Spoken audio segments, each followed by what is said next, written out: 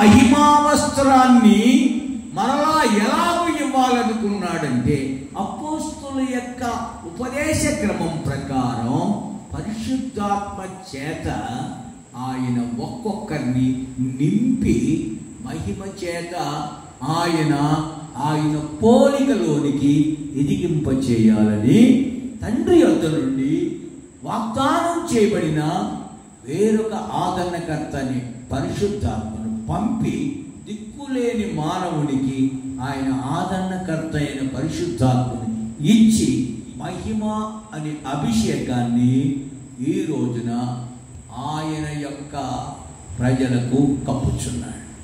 అందుకనే మారు మనస్సు తర్వాత నీటి బాప్తిస్మం తర్వాత పరిశుద్ధాత్మ అభిషేకం అనేది మనం పొందుకొని తీరాలి.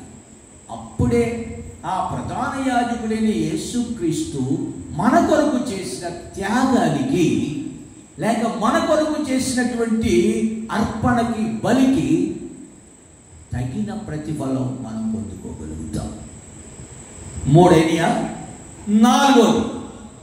నాలుగవ ఆశీర్వాదం సహవాసం, ఫెలోషిప్ విత్ గాడ్. యేసు ప్రభు ఈ యొక్క దేవునితో కూడా ఉన్న సహవాసాన్ని మానవుడు కోల్పోయిన తరువాత కోల్పోయాడు. ఎలా కోల్పోయాడు? ఆదికాండం 3వ అధ్యాయం 24వ వాక్యంలో ఆదామును ఏదైనా తోటలో నుండి వెళ్ళగొట్టి ఆ తోట యొక్క తూర్పు దిక్కున కెరూబులను జీవ వృక్షమునకు పోవు మార్గాన్ని కాచుటకు ఇటు అటు తిరుగుతున్న ఖడ్గజ్వాలను నిలవబెట్టెను. ఖడ్గం అనేది లోపలికి మరలా వీళ్ళు ప్రవేశించకుండా ఆయన పెట్టాడు. వినండి, ఇప్పుడు దేవుడికి ప్రేమ ఉందా? తోటలోంచి వెళ్ళగొట్టి లోపలికి రాకుండా ఖడ్గజ్వాలనే నిలబెట్టడం దేవుడు మనిషిని ప్రేమిస్తున్నట్టేనా? నేను చూస్తారు, ఇందాకే సొంత తప్పు అన్నాడు, ఇప్పుడు ఏమంటాడు? మొత్త పప్పు అంటాడేమో. దేవుడికి మానవుని మీద ప్రేమ ఉందా? ఉంటే తోటలోకి వెళ్ళకుండా ఖడ్గజ్వాలను ఎందుకు పెట్టాడు?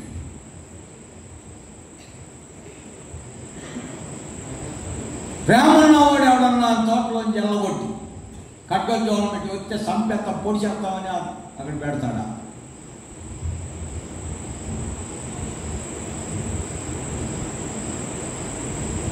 ఆలోచించే టైం అయిపోతుంది. నేను కూడా దూరం. ప్రేమ లేక కాదు, ప్రేమతోనే ఆయన బయటికి వెళ్ళగొట్టాడు. ఏమిటి అంటే ఏదేను తోటలో జీవవృక్ష ఫలం ఉంది.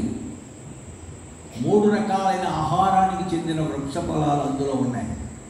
ఒకటి శరీరంలో ఎదగడానికి, ఎందుకంటే దేవుడు తన పోలికలో మానవుని సృష్టించినప్పటికీ దేవుని కంటే కొంచెం తక్కువ వానిగా సృష్టించాడు. ఆ తక్కువగా ఉన్న వ్యక్తి దేవునితో సమానంగా ఎదగవలసి ఉంది. ఆ ఎదగడానికి 3 రకాలైన ఆహారానికి సంబంధించిన వృక్షాలని తోటలో దేవుడు ఉంచాడు. మొదటిది శరీరంలో ఎదగడానికి సకల ఆహారానికి సంబంధించిన వృక్ష ఫలాలు. ప్రాణంలో ఎదగడానికి జీవ వృక్ష ఫలాన్ని, ఆత్మలో ఎదగడానికి మంచి చెడ్డల తెలివినిచ్చు వృక్ష ఫలాన్ని. దాన్ని తినొద్దు అన్నాడు. తినకూడనప్పుడు దాన్ని అందులో ఎందుకు పెట్టాలి అని కొంతమంది ప్రశ్న. తినకూడదని కాదు, ఆయన తినాలనే దానిలో పెట్టాడు. అయితే తన వయసు వచ్చిన తర్వాత తినాలి. ఇప్పుడు ఎగ్జాంపుల్ చెప్తా వినండి. ఓ పసిబిడ్డ మనకి పుట్టిందనుకోండి. ఆ పసిబిడ్డకి పుట్టిన వెంటనే పాలు తాగిపిస్తారు. శరీరంలో ఎదగడానికి పాలు తాగిపిస్తారు. అంతేనమ్మా? పిల్లలు కన్నా తల్లు పాలు తాగిపిస్తారా? వారం రోజుల తర్వాత ఎవరమ్మా ఏ తల్లి చెప్పి పుట్టిన తర్వాత కాసేపటికి పాలు తాగిపిస్తారు. అది ఆహారం, ఏది శరీరంలో ఎదగడం కోసం. రెండవది, బిడ్డ ఆ తల్లితో ఒక సహవాసం కలిగి ఉండడానికి సంభాషణ చేస్తాడు. హాయ్ మమ్మల్ని, హాయ్ ఇది, హాయ్ హలో కూడా చూస్తూ ఉంటుంది. కొంచెం కొంచెం ఎదుగుతున్నప్పుడు మూలపడమో ఏదో ఒకటి చేస్తాడు. అర్థమవుతుందండి. అంటే ఇది మాటల జీవానికి సంబంధించిన, ప్రాణానికి సంబంధించిన ప్రక్రియ. ఈ రెండు చేస్తారు. మూడో కార్యం, బైబిల్ తీసుకొచ్చి చదవే బైబిల్ అనిస్తారా? పుట్టగానే బైబిల్ తీసుకెళ్ళి ఇచ్చి చదవే అంటారా? ఏ బైబిల్ దొరక్క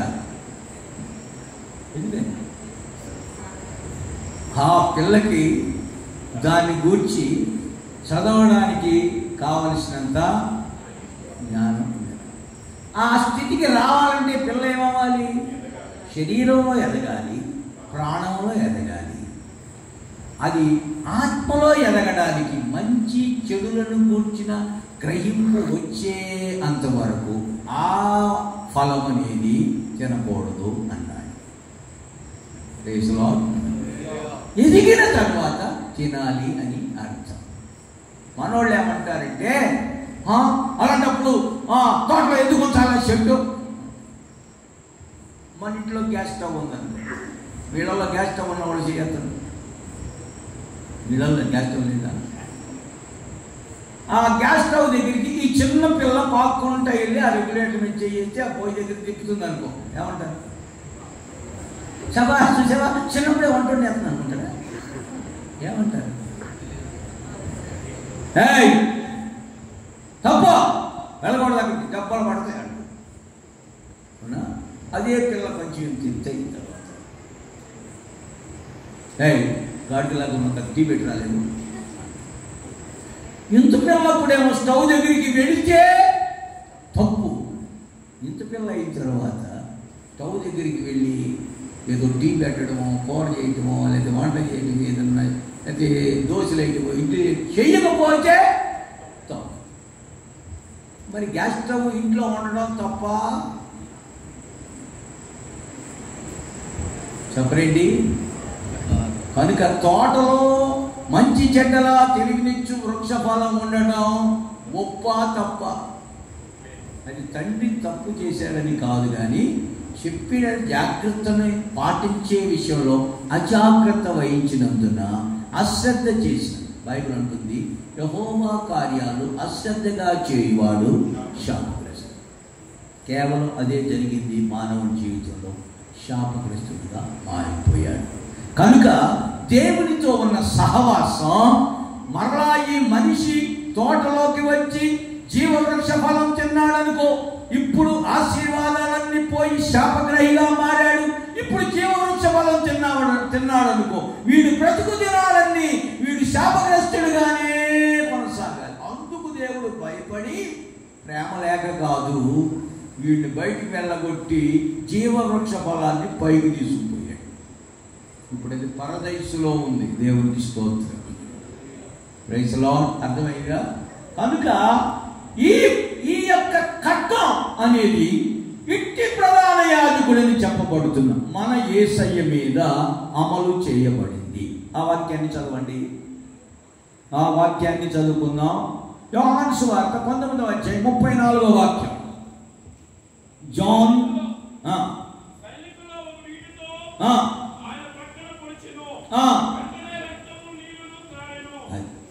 ఆ ఖడ్గము లేదా ఆ ఈటెతో ఏం చేశాడు? స్వాడ్, దాంతో గొప్పలో వచ్చాడు. ఈ శాపం కూడా, లేకపోతే ఈ యొక్క ఖడ్గం అనేటువంటిది కూడా ప్రభువైన యేసుక్రీస్తు తాను భరించి మానవుని శాపాన్ని తొలగించి మరలా దేవునితో సహవాసం అనే ఆశీర్వాదాన్ని ఇవ్వటానికి ఆయన భరించాడు. అందుకని ఇట్టి ప్రధాన యాజకుడు మనకు ఇప్పుడు పాత నిబంధన ప్రకారం ఉన్నటువంటి ఈ యాజకుడు అదేమి జైలా. ఈయన ఏం చేశాడు? గొర్రెల్ని, కోడెల్ని ఇట్లన్నింటినీ వధించుకుంటూ ఇచ్చాడు. ఈయన ప్రాణం కానీ, ఈయన రక్తం కానీ, ఈయన శరీరానికి కానీ ఏమి అవదు. అందుకనే సంపూర్ణత అనేది లేవీ క్రమం లేదా అహరోను క్రమం ప్రకారం రాలేదు. మెల్కిసెదెకు క్రమం ప్రకారం యేసయ్య ద్వారా లోకానికి సంపూర్ణత మానవునికి కలగడానికి వీలు పడింది. అందుకనే ఇట్టి ప్రధాన యాజకుడు మనకు సరిపోయిన వాడు. ఎన్నో ఆశీర్వాదం? నెక్స్ట్ 5వ ఆశీర్వాదం. చాలా స్పీడ్గా వెళ్ళిపోదాం. అమర్త్యత రాసుకున్నారు ఆల్రెడీ మీరు. ఇమోషాలిటీ, అంతేనా? మానవుణ్ణి దేవుడు సృష్టించినప్పుడు మానవుని శరీరంలో ఏ వ్యాధి కానీ, ఏ బాధ కానీ, ఏ వేదన కానీ, ఏ దుఃఖాన్ని కానీ పెట్టలేదు. మరి ఎందుకు వచ్చింది అంటే మానవుని అవిధేయత వలన ఈ అమర్త్యత అనేది తొలగిపోయి సారో లేదా దుఃఖం లేదా పెయిన్, బాధ అనేది మానవ శరీరంలో శాపంగా వచ్చింది. ఈ శాపాన్ని మీరు నా బైబిల్లో చదువుకుందాం.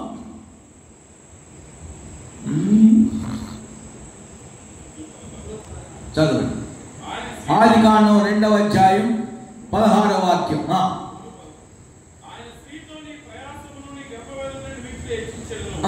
3:16 రైట్.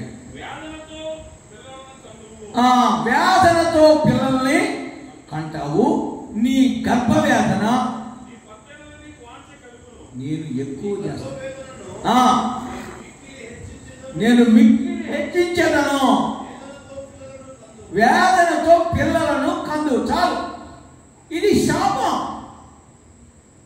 అంతకుముందు వేదన, దుఃఖం మానవుడిని దేవుడు సృష్టించినప్పుడు ఇవ్వలేదు. అమర్త్యత గలవాడుగా ఆయన సృష్టించాడు. మర్త్యత అనేది లేక వేదన, దుఃఖం అనేది శాపంగా ఉంది. ఈ వేదన, దుఃఖం అనేది ప్రభువైన యేసు క్రీస్తు మీద మోపబడింది. యెషయా గ్రంథం 53వ అధ్యాయం 3వ వాక్యం దయచేసి చదవండి. Isaiah chapter 53:3.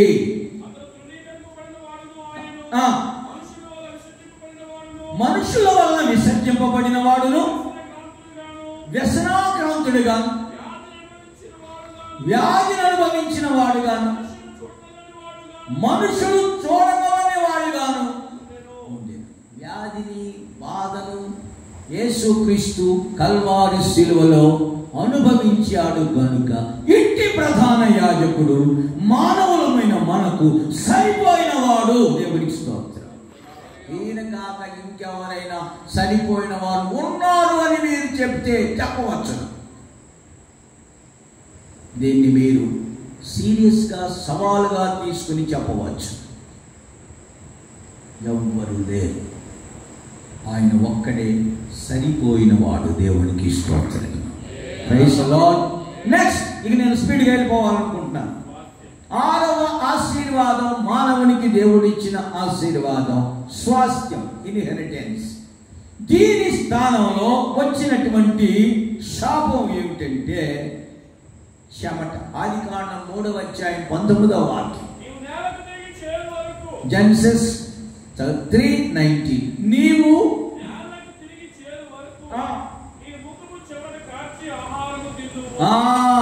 నీ ముఖము నుండి చెమట కార్చి ఆహారం తింటాం. మానవుడు సృష్టించబడినప్పుడు మానవునికి చెమట పెట్టాల. చెమట లేనటువంటి స్వాస్థ్యాన్ని ఆయన ఇచ్చాడు. అయితే చెమట ఎప్పుడు ప్రారంభమైంది? మానవుడు అవిధేయత, ఆజ్ఞకు అవిధేయత చూపిన తర్వాత మానవుని జీవితంలో ఈ చెమట అనే శాపం ఎంటర్ అయింది. దీన్ని తొలగించడానికి యేసు ప్రభు ఈ చెమటను ఆయన శరీరంలో అనుభవించాడు. లూకా సువార్త 22వ అధ్యాయం 44, 45 చూడండి. 44. ఆయన వేదన పడి మరింత ఆతురముగా ప్రార్థన చేయగా ఆయన చెమట నేల పడుచున్న గొప్ప రక్త బిందువుల వలె. ఈ చెమట అనేది చూడండి, చెమట వచ్చి స్వాస్థ్యాన్ని సంపాదిస్తాడు. చెమట లేకుండా స్వాస్థ్యం ఇచ్చాడు. శాపం ఏమిటంటే చెమట కార్చి ఇప్పుడు స్వాస్థ్యాన్ని సంపాదించు. తిండి కూడా తినకుండా పనిచేసుకుంటున్నాడు. దేనికోసం? స్వాస్థ్యం కోసం. ఈ లోక స్వాస్థ్యములు ఏవి శాశ్వతం కాదు. మనం నిత్యమైన స్వాస్థ్యం కోసం ఇప్పుడు ప్రయాస పడాలి. దీన్ని ఉపదేశ క్రమం ప్రకారం లేదా అపోస్తుల యొక్క బోధ ప్రకారం చూస్తే 1 తెస్సలోనికీయులకు రాసిన పత్రిక 5:23 ప్రకారం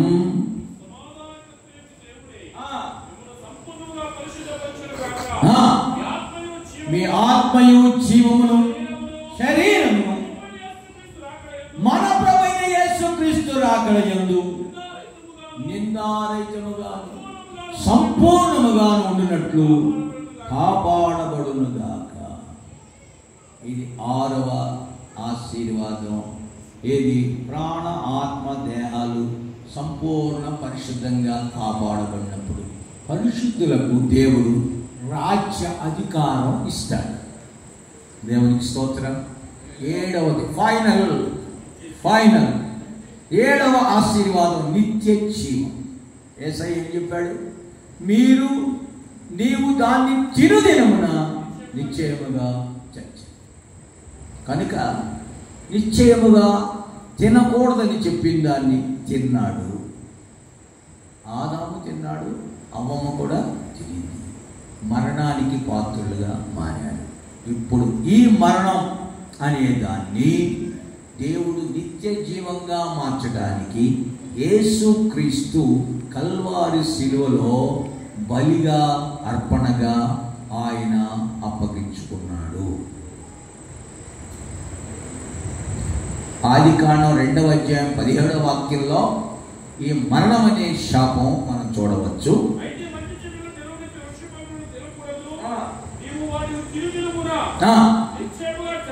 సత్యదవు, మరణిస్తావు. రోమాపత్రిక 5వ అధ్యాయం 6, 7, 8, 9, 10 వాక్యాల వరకు చూసుకోవచ్చు. త్వరగా చదవండి.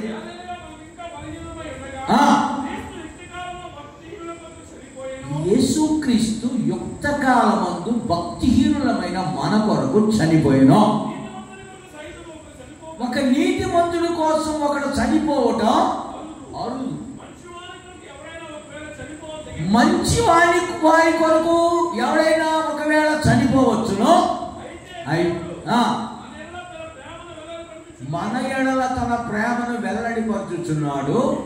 ఎట్లనగా మనం ఇంకనూ పాపులమై ఉండగా క్రీస్తు మన కొరకు చనిపోయిన కాబట్టి ఆయన రక్తము నీతిమంతులుగా తీర్చబడి మరింత నిత్యం.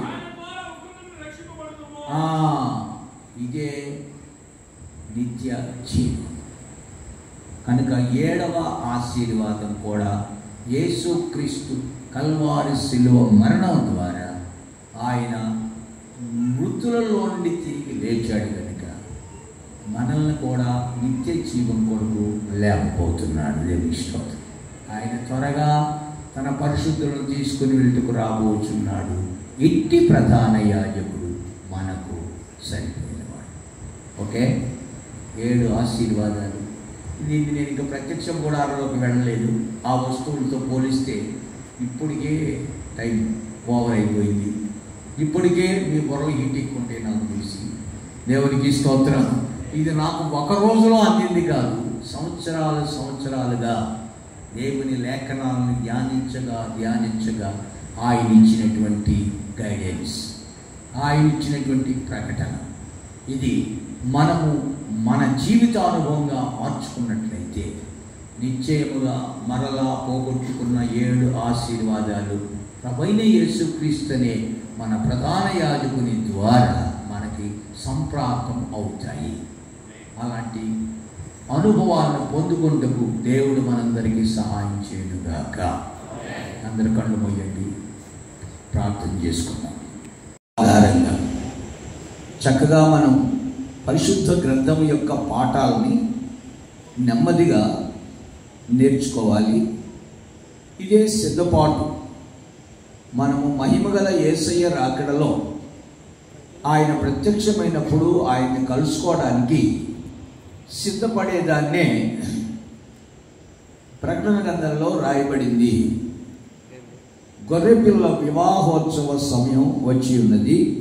ఆయన భార్య తను తాను సిద్ధపరచుకొని ఉన్నది. ప్రకటన గ్రంథం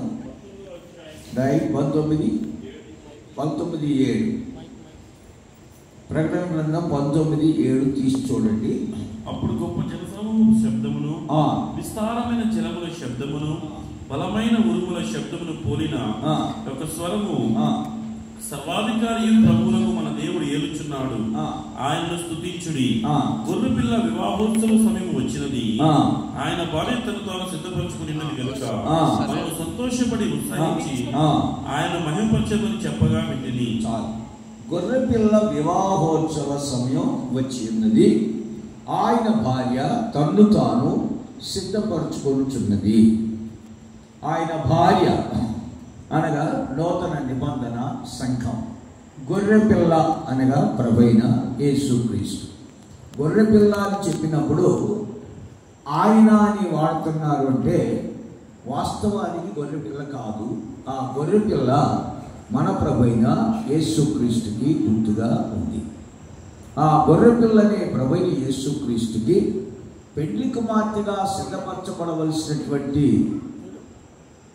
పరిశుద్ధులు మనల్ని మనం సిద్ధపరచుకోవాలి. ఆ సిద్ధపాటు కొరకే దేవుని సేవకులు అయిన మనం కృషి చేస్తున్నాం, ప్రయాసపడుతున్నాం, సేవ చేస్తున్నాం.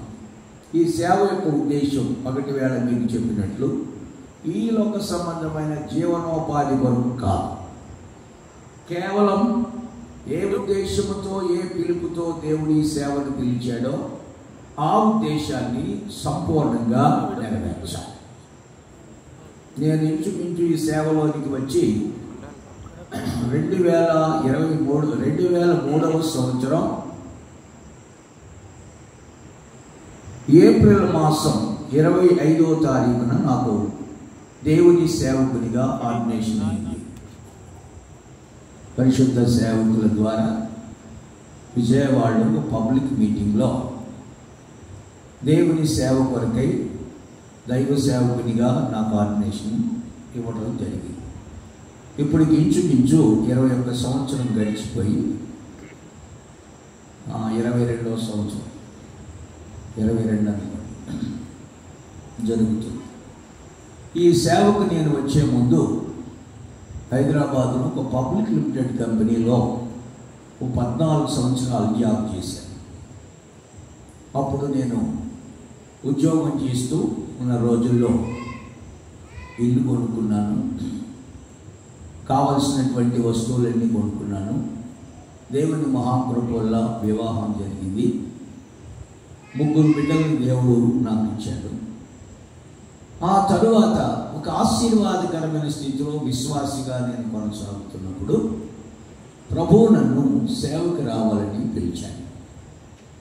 ఈ సేవకు రావడానికి ఒక ప్రబలమైన కారణం ఏమిటంటే, నాకు చిన్నప్పుడు 5 సంవత్సరాల వయసులో గుండెకు నిమోనియా అనే జబ్బు వచ్చింది. ఆ పిల్లవాడు ఎవరో వాళ్ళ తండ్రి దగ్గర తీసుకుని తిరగనియొద్దండి. చిన్నపిల్లలు వాళ్ళకి తెలియదు, ఎందుకంటే మన కాన్సన్ట్రేషన్ దెబ్బతింటుంది. అందుకోసం పిల్లలంటే నాకు ఇష్టం. ఆ విధంగా 3 బిడ్డలు, 2 పాపలు, 1 బాబు, పసిపిల్లలు, చిన్నపిల్లలు చదువుకున్నారు. ఆ టైంలో దేవుని సేవకు రావడానికి ముందు నేను చదువుకునే దినాలలో ప్రభువుని గురించి మాకు తెలియదు. నేను చిన్న వయసులో 5 సంవత్సరాల వయసులో గుండెకి నిమోనియా అనే జబ్బు వచ్చింది. మా నాన్నగారి పేరు కావూరి రామకోటేశ్వరరావు, మా అమ్మగారి పేరు కావూరి మహాలక్ష్మి. దేవుని ఎరుగని, ప్రభువుని తెలుసుకున్నటువంటి బొమ్మల ఆరాధన చేసే కుటుంబం అది. అలాంటి సందర్భంలో మా ఊరికి ఒక దైవ సేవకుడు వచ్చాడు. ఆయన చల్లపల్లి షుగర్ ఫ్యాక్టరీలో ఫోర్మెన్గా పనిచేస్తుండగా దేవుడు దర్శించి, మీరు నా సేవ చేయాలని దేవుడు చెప్పినప్పుడు ఆయన ఏమీ లేనివాడిగా అన్ని వదిలిపెట్టి హనుమంతపురం అనే ప్రాంతానికి సేవకి వచ్చాడు. ఆయన అక్కడ సేవ చేస్తున్నాడు. అప్పటికి నేను చాలా, ఇంకా దానికి ముందే నాకు ఈ గుండెకి నిమోనియా అనే జబ్బు వచ్చి 1 నెల రోజులు వైద్యుల చేత హాస్పిటల్లో, కంకిపాడు అనే ప్రాంతంలో హాస్పిటల్లో చూసిన తర్వాత డాక్టర్ చేయి విడిచిపెట్టాడు. ఇక బాబు బ్రతకడు. ఈ రాత్రే ఇంచుమించు 9-10 అవుతున్న టైంలో, ఆ టైంలో ఇప్పుడు నేను ఈ సంగతి చెప్పేది ఇంచుమించు ఒక 50 సంవత్సరాల క్రితం. ఇప్పుడు నాకు 55-56 సంవత్సరాలు ఉంటాయి. 51-52 సంవత్సరాల క్రితం సంగతి ఇది. ఆ రాత్రి సమయంలో ఈ బాబు బ్రతకడు, సీరియస్గా ఉంది. మీకు తెలిసిన హాస్పిటల్స్ తీసుకువెళ్ళండి, ఎక్కడికైనా హాస్పిటల్లో ఉంచొద్దు, ఈ రాత్రికి చనిపోవచ్చు అని చెప్పి డాక్టర్ గారు అలా చెప్పిన తర్వాత హాస్పిటల్ నుంచి మా నాన్నగారు ఒక్కరే నా దగ్గర ఉన్నారు. నన్ను డాక్టర్ చెప్పాడంటే ఇలా భుజం మీద వేసుకున్నా చనిపోతాడు,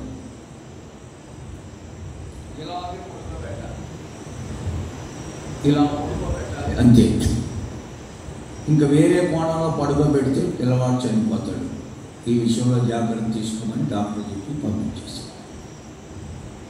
రోడ్డు మీదకి వచ్చి ఏమైనా బస్సులు కానీ ఏమైనా ఆటోలు కానీ ఏమైనా వెళ్తాయా, అటు గుంటూరు అన్నా ఎక్కడైనా హాస్పిటల్కి తీసుకెళ్దామని అనుకుంటే ఆ టైంలో 9-10 దాటిన తర్వాత ఆ రోజుల్లో ఆటోలు కానీ బస్సులు కానీ ఏమీ లేవు.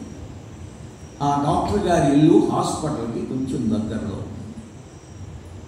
డాక్టర్ గారు హాస్పిటల్ మూసేసి ఇంటికి వెళ్ళిపోయాడు. మా నాన్నగారు నన్ను ఇలాగే పెట్టుకుని హాస్పిటల్ నుండి రోడ్డు మీదకి వెళ్ళి, రోడ్డు మీద ఎవరు ఏమీ సౌకర్యాలు లేని కారణం చేత డాక్టర్ గారింటికి తీసుకెళ్ళాడు. తిన్నగా తీసుకెళ్ళి తలుపు పెడితే, అయ్యా ఈ ఒక్క రాత్రికి నా కుమారుని ఎట్లయినా ప్రాణాన్ని నిలబెట్టండి, రేపు ఉదయాన్నే నేను బాబుని తీసుకుని వెళ్ళి ఎంత ఖర్చు అయినా నేను బాగు చేయించుకుంటాను అయ్యా అని ఆయనకి చెప్పాల్సిన విధంగా దుఃఖంతో చెప్పాడు. డాక్టర్ గారు అన్నాడు, బాబు నీ మీద నాకు ఏమీ లేదు, పిల్లవాడు సీరియస్గా ఉన్నాడు, ఇక్కడుండి ఉంటే అతడు చనిపోతాడు, ఒకవేళ చనిపోతే నాకు చెడ్డ పేరు వస్తుంది, నా హాస్పిటల్కి చెడ్డ పేరు వస్తుంది, నీకు మంచిది కాదు, అందుకే చెప్తున్నా తీసుకెళ్ళిపో అని చెప్పి ఆయన తలుపు వేసుకుని డోర్ పెట్టుకుని లోపలికి వెళ్ళిపోతాడు. ఏమీ చేయలేని పరిస్థితిలో ఆ వరండాలో అలాగే నన్ను ఇలా పెట్టుకొని మా నాన్నగారు మాకు ఆరాధన దేవతలు దేవుళ్ళు అని చెప్పుకునేటువంటి వాళ్ళందరి పేర్లు అలా ఇస్తే ఎవరు కూడా ఏ విధమైన సమాధానం ఇవ్వలేదట. అప్పుడు ఆయనకి గుర్తొచ్చిందట, అప్పుడు మాకు తెలియదు ఏమని, యేసు ప్రభు అని ఆయన దేవుడు అంటారు కదా, ఒకవేళ దేవుడైతే నా కొడుకును బాగు చేస్తే బ్రతికిస్తే ఒక 5 రూపాయలు కానుకేసుకుని ఒక 5 కొబ్బరికాయలు కొట్టుకుంటాను స్వామి అనుకున్నాడు. ఎవరికి? యేసు ప్రభుకి. అలా ఆయన అనుకున్న కొన్ని నిమిషాల్లోనే నాకు ఒళ్ళంతా చెమటలు చేసి నా ఒంట్లో నీరంతా బయటకు వచ్చేసి కాసేపటికి స్పృహలోకి వచ్చాడు. వచ్చి కళ్ళు తీసి చూసి, నాన్న ఏంటి ఇక్కడ ఉన్నాం, మనం ఇంటికి వెళ్ళిపోదాం పదా. ఎప్పటికి ఇంచుమించు 3-4 ఆ టైం అవుతుంది. నేను అసలు స్పృహలో లేని వ్యక్తిని. అలాగా యేసు ప్రభువుని తలంచి అలా 5 కొబ్బరికాయలు 5 రూపాయలు మొక్కుబడి చేసిన మరుక్షణమే యేసు ప్రభు నన్ను సంధించాడు, నన్ను బాగు చేశాడు, నన్ను బ్రతికించాడు అన్నటువంటి గట్టి నమ్మకం మా నాన్నగారికి అప్పుడు కలిగింది. నేను మాట్లాడటం వల్ల తెల్లారింది. డాక్టర్ గారు బయటకు వచ్చి తలుపు తీసి చూస్తే ఈయన ఇక్కడే ఉన్నాడు. ఏంటి బాబు నువ్వు ఇక్కడే ఉన్నావు, పిల్లోడు ఎలా ఉన్నాడని వచ్చి చేయి పట్టుకొని నాడి ఎలా ఉందో చూస్తే కండిషన్ ఓకే. అప్పుడు డాక్టర్ గారు అన్నాడు, ఇంకా ఎక్కడికి తీసుకెళ్ళవద్దులే, మన హాస్పిటల్కి తీసుకుపా అన్నాడు. రాత్రి 9-10 టైంలో ఉండకూడదని బయటికి పంపించిన డాక్టర్ గారు ఉదయం 6 తర్వాత ఏమని చెప్తున్నాడు, మన హాస్పిటల్కి తీసుకుపా అంటే ఆ రాత్రి వేళ నన్ను బాగు చేసింది ఎవరో. అయితే నాకు స్పృహ లేదు. విచిత్రమైన సంగతి ఏమిటంటే, మా తాతయ్య గారి స్థలంలో కొంతకాలం ఆరాధన చేసుకోవడానికి ఒక తాటేకల పాక, నేను చెప్పిన పాస్టర్ గారు వేసుకోవడానికి మా తాతయ్య గారి వాళ్ళు అవకాశం ఇచ్చారు. అది మా ఇంటి పక్కనే, మేము ఉండే ఇంటి పక్కనే. ప్రార్థన జరిగినప్పుడల్లా, డ్రమ్ము శబ్దం, మైక్ శబ్దం మోగినప్పుడల్లా ఆ మందిరంలోకి వెళ్తూ ఉండేవాడిని, వస్తూ ఉండేవాడిని.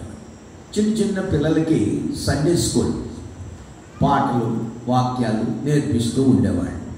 అలాగా పాటలు నేర్చుకోవడం, ఈ డ్రమ్ము కొట్టడం, ఈ చక్కగా పిల్లలతో పాటు కలిసి వెళ్ళడం, ఇలాగ నాకు దైవికమైనటువంటి అనుభవాలు అలవర్చుకోవడం జరిగింది.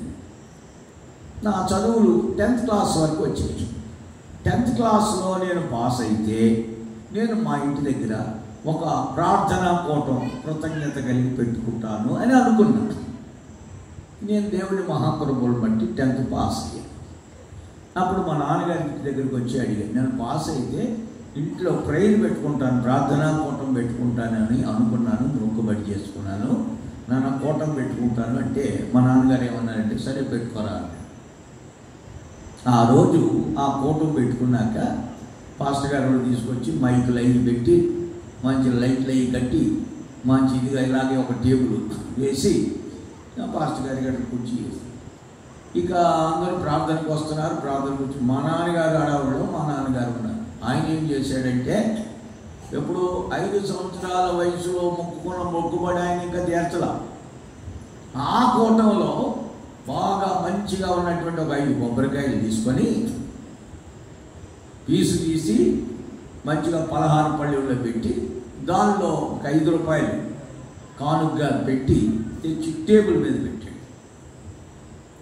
ఆ పాస్టర్ గారు అంటారు, అయ్యా రామ్ కోటేశ్వరరావు గారు, ఎవరు చెప్పారు నీకు ఈ కొబ్బరికాయలు తెమ్మని? ఎవరు నీకు చెప్పింది? ఎవరు? ఇట్లాంటివన్నీ మనం చేయకూడదండి, కొబ్బరికాయలు మనం కొట్టకూడదు, మీకు తెలీదు, మీకు ఎవరు చెప్పారు ఈ సంగతి అన్నాడు. బాబు దానికి ఒక కథ ఉంది అని అన్నాడు. ఏమిటా కథ అని చెప్పమని మైక్ చేతికిచ్చి, ఇప్పుడు రామ్ కోటేశ్వరరావు గారు సాక్ష్యం చెప్తారు అని చెప్తే ఆయన చెప్పాడు, 5 సంవత్సరాల లోపు వయసులో ఈ నా కుమారుడు చనిపోవలసింది. ఆ రోజున నేను ప్రార్థన చేసుకుని నేను మొక్కుకున్న నా దేవుళ్ళు అనబడిన వారు, దేవతలు అనబడిన వారు ఎవరు నన్ను ఆదరించలేదు. ఒక్క మాట, యేసు బాబు నువ్వు దేవుడు అయితే నా కొడుకును బ్రతికిస్తే నీకు 5 కొబ్బరికాయలు కొట్టుకుని 5 రూపాయలు కానుక వేసుకుంటానని మొక్కుకున్నాను. అలా అనుకున్న కొద్దిసేపటికే నా కుమారుడు స్పృహలోకి వచ్చాడు, మాట్లాడాడు. నాకు వెంటనే అనిపించింది, యేసు బాబే నా కుమారుడిని బాగు చేశాడని. ఆ సందర్భాన్ని జ్ఞాపకం చేసుకుని ఆయన ఏడ్చేశాడు. అప్పుడు ఆయన కళ్ళల్లో నుండి వచ్చిన నీళ్లు నేను చూసి కుక్కబట్టి ఏడ్చి అందరికీ ఏడుపు వచ్చింది. అప్పుడు నేనేమనుకున్నానంటే, ఓహో నన్ను బ్రతికించింది యేసయ్య. ప్రభా బ్రతికించింది నువ్వే కనుక, ఒకవేళ నాకు అప్పటికి తెలియదు నా జీవితకాలం అంతా నీకు సేవ చేయాలన్నా, పరిచర్య చేయాలన్నా నేను చేస్తాను. అయితే నీవు నన్ను పిలవాలి. బువ్వ కోసం, బట్ట కోసం, సంపాదించుకోవడం కోసం అయితే నేను ఈ సేవకు రాను. బ్రతుకు తెరువు కోసం అయితే నేను రాను. నీవు నన్ను పిలిస్తే ఈ సేవకు నేను వస్తానని అప్పుడు అనుకున్నా మర్చిపోయా. పెళ్ళయింది, ఇల్లు కొనుక్కున్నా, అన్ని వసతులు కూడా ఉన్నాయి. మంచి ఉద్యోగం, మంచి పిల్లలు, చక్కగా ఆనందదాయకంగా అన్ని విషయాల్లో ఆశీర్వాదకరంగా ఉంటూ చర్చికి వెళుతూ నేను ఉన్న స్థలం హైదరాబాద్లో మంచిగా ఉన్న సమయంలో, ఇక ఆశీర్వదించబడిన స్థితిలో, అనేకులకి మాదిరికరంగా ఉన్న సమయంలో దేవుడు నీవు నా సేవ చేయాలి అన్నాడు. ఆ రోజు నీవు చేస్తానని చెప్పావు కదా, నా సేవ చేస్తావా అని. అప్పుడు కొంచెం కష్టం అనిపించింది. ఏమిటి ఇప్పుడు సేవ ఏంది? మంచి ఉద్యోగం, మంచి భార్య, పిల్లలు, మంచి ఇల్లు, అన్ని రకాలుగా అన్ని వసతులు, ఆశీర్వదించబడ్డాడు పరమజ్యోతి పెదలు అని చెప్పుకుంటున్నారు. మరి ఇలాంటి టైంలో మళ్ళా సేవ ఏంటి? సేవ అయితే ఎలా చేయాలో సేవకులు చెబుతూ ఉండేవాడు. తనకు కలిగిందంతా విడిచిపెట్టాలి, ఉద్యోగం విడిచిపెట్టాలి, విల్లు వదిలిపెట్టాలి, బంగారం వదిలిపెట్టాలి, ఆస్తు వదిలిపెట్టాలి, రక్త సంబంధాన్ని వదిలిపెట్టాలి, సమస్తాన్ని కూడా ద్వేషించాలి. అలాగైతేనే సేవ చేయాలని ఆ రోజుల్లో నేను వెళుతున్న సంఘానికి చెందిన సేవకులు ప్రసంగాలు చేసేవాడు. ఆ వాక్యాలు కూడా చూపించేవాడు. ఇవన్నీ కొంచెం కాదు, బాగా కష్టమైంది. అయినా ఆయన పిలుపు, ఆయన యొక్క స్వరం నన్ను బాగా ఒత్తిడి చేసింది. అప్పుడు నేను నా ఉద్యోగాన్ని రిజైన్ చేసి 2003లో ఏప్రిల్ మాసంలో నేను నా ఉద్యోగానికి రిజైన్ చేశాను. అదే సమయంలో సేవకు రావడం జరిగింది. అప్పుడు ప్రభు దగ్గర నేను ఒక తీర్మానం చేసి, నేను చిన్నప్పుడు పాస్టర్ గారు వెనకాల డ్రమ్ములు పట్టుకొని, వాళ్ళ బ్యాగులు పట్టుకొని సేవకులతో పాటు సండే స్కూల్కి వెళ్ళేవాడిగా వాళ్ళతో పాటు వెళుతుండేవాడు. అప్పుడు వెనకాల పక్కన దారుల్లో కూర్చున్న వాళ్ళంతా అనేవాళ్ళు, వెళ్తున్నారు రోయ్, కోడిగుడ్ల కోసం వెళ్తున్నారు, కోడి కోసం వెళ్తున్నారు, చూడు గారెల కోసం వెళ్తున్నారు అని అనేవాళ్ళు. పాస్టర్ గారు వాళ్ళు బాధపడతారు, వాళ్ళకి చెప్పకూడదని చెప్పేవాళ్ళం కాదు. మేము నవ్వుకుంటూ వెళ్ళిపోయాం. ఎరా కోళ్ళు తినడానికి, గుడ్లు తినడానికి వెళ్తున్నారా, గారెలు తినడానికి వెళ్తున్నారా అని మమ్మల్ని కూడా అనేవాడు. ఆ మాటలన్నీ నా మనసులో ఉన్నాయి. అప్పుడు నేను ప్రభుతో చెప్పాను, ప్రభా నీ సేవ చేస్తాను, కానీ నా జీవితంలో నాకు అన్నం అంటే మహా ఇష్టం, చిరుతిళ్ళు అంటే ఇంకా ఇష్టం. ముందు అన్నం తిన్నాక తర్వాత చిరుతిళ్ళ మీద పడేవాడు. అంత ఇదిగా తినేవాడిని, అంత ఇష్టం. ఇప్పుడు నేను సేవకి వెళ్తున్నా. సేవకి వెళ్ళే ముందు ఉద్యోగం వదిలిపెట్టాలి, ఇల్లు వదిలిపెట్టాలి, వెండి బంగారాలు వదిలిపెట్టాలి, రక్త సంబంధాలు వదిలిపెట్టాలి, సమస్తం వదిలేయాలి. నాకు ఎవడు పెడతాడయ్యా? అది నెల జీతం వస్తుందా? లేదే. కనుక ఈ రోజు నుండి నేను నా ముఖ్యమైన ఆహారమైన అన్నం మానేస్తాను. దేనితోనైనా నేను తృప్తి పడేటట్లు ఓన్లీ నా జీవితకాలం అంతా కూడా ముఖ్యమైన ఆహారమైన అన్నం, భోజనం మానేసి ఏది పెడితే అది తిని నేను సేవ చేయడానికి నాకు కృపిస్తే సేవకు వస్తాను. ప్రభు నాకు కృపించాడు. 2003వ సంవత్సరం ఏప్రిల్ మాసం నుండి ఇప్పటి వరకు నా నోట్లో అన్నం మెతుకు పెట్టాను. మరి ఏం తింటావు? ఇది కావాలి నాకు అని నేనైతే కోరుకోలే. పక్కన ఉన్న వాళ్ళు ఆకుకూర తిను, లేకపోతే చికెన్ తినమాక, మటన్ తినమాక, అది తిను, ఇది తిను చెప్తా ఉంటాను. నేనైతే ప్రభువు నా ముందు ఏది పెడితే అది మాత్రమే తిని ఇప్పటి వరకు సేవ చేయడానికి దేవుడు కృపించాడు. దేవునికి స్తోత్రం. హల్లెలూయా. నా ఉద్యోగం వదిలి, ఆస్తులు వదిలి, అందరిని వదిలిన తర్వాత ప్రభువును పట్టుకున్నాక, ఆయన సేవకు వచ్చిన తర్వాత, సేవకు రాకముందే దైవిక స్వస్థత విశ్వాసం ద్వారా ఎలాంటి రోగినైనా ప్రభు స్వస్థపరుస్తాడు అన్న ఉపదేశాన్ని నేను నేర్చుకున్నాను. విశ్వాసం ద్వారా ప్రతిదీ దేవుడు కాళ్ళ దగ్గరికి నడిపిస్తాడు అన్న పాఠాలు పరిశుద్ధుల దగ్గర నేను నేర్చుకున్నా. దేవునికి స్తోత్రం. అప్పటి నుండి మా కుటుంబంలో ఎక్కడా కూడా ఎవరికి చేతులు చాపకుండా, అప్పులు చేయకుండా, కానుకలు పట్టకుండా, ఎలాంటి రోగాలు వచ్చినా హాస్పిటల్కి వెళ్లకుండా, మందులు వాడకుండా దేవుడు మా కుటుంబాన్ని కాపాడుతూ వచ్చాడు. దేవునికి స్తోత్రం. దానికి నిదర్శనం మా బాబు ఇక్కడే ఉన్నాడు, లేచి నిలబడ్డాడు. ఈయనకి డెలివరీ కూడా ఇంట్లోనే. ఇంతవరకు ఆయింట్మెంట్ కానీ, యాజలైన్ కానీ, పోలియో డ్రాప్స్ కానీ, టీకాలు కానీ ఆయన ఒంటి మీద పడలేదు.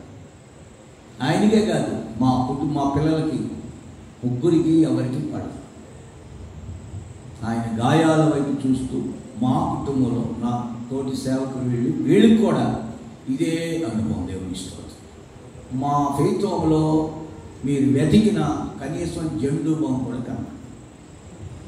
ఒక మాత్రలు కానీ, ఆయింట్మెంట్లు కానీ ఏమి కనబడదు. కేవలం ప్రార్థన నూనె, కొబ్బరి నూనె మాత్రం ప్రార్థన చేసుకుని రాసుకుంటాం. మేము ఏ రోగం ఉన్నా రాని ఆయన ఉచితమైన కృప చేత మాకు, మా కుటుంబానికి దేవుడు స్వస్థత ఇస్తున్నాడు. నేను ఎందుకు ఈ మాటలు చెబుతున్నానంటే, విశ్వసించువానికి విశ్వాసం ద్వారా సమస్తము సాధ్యమే. దేవునికి స్తోత్రం.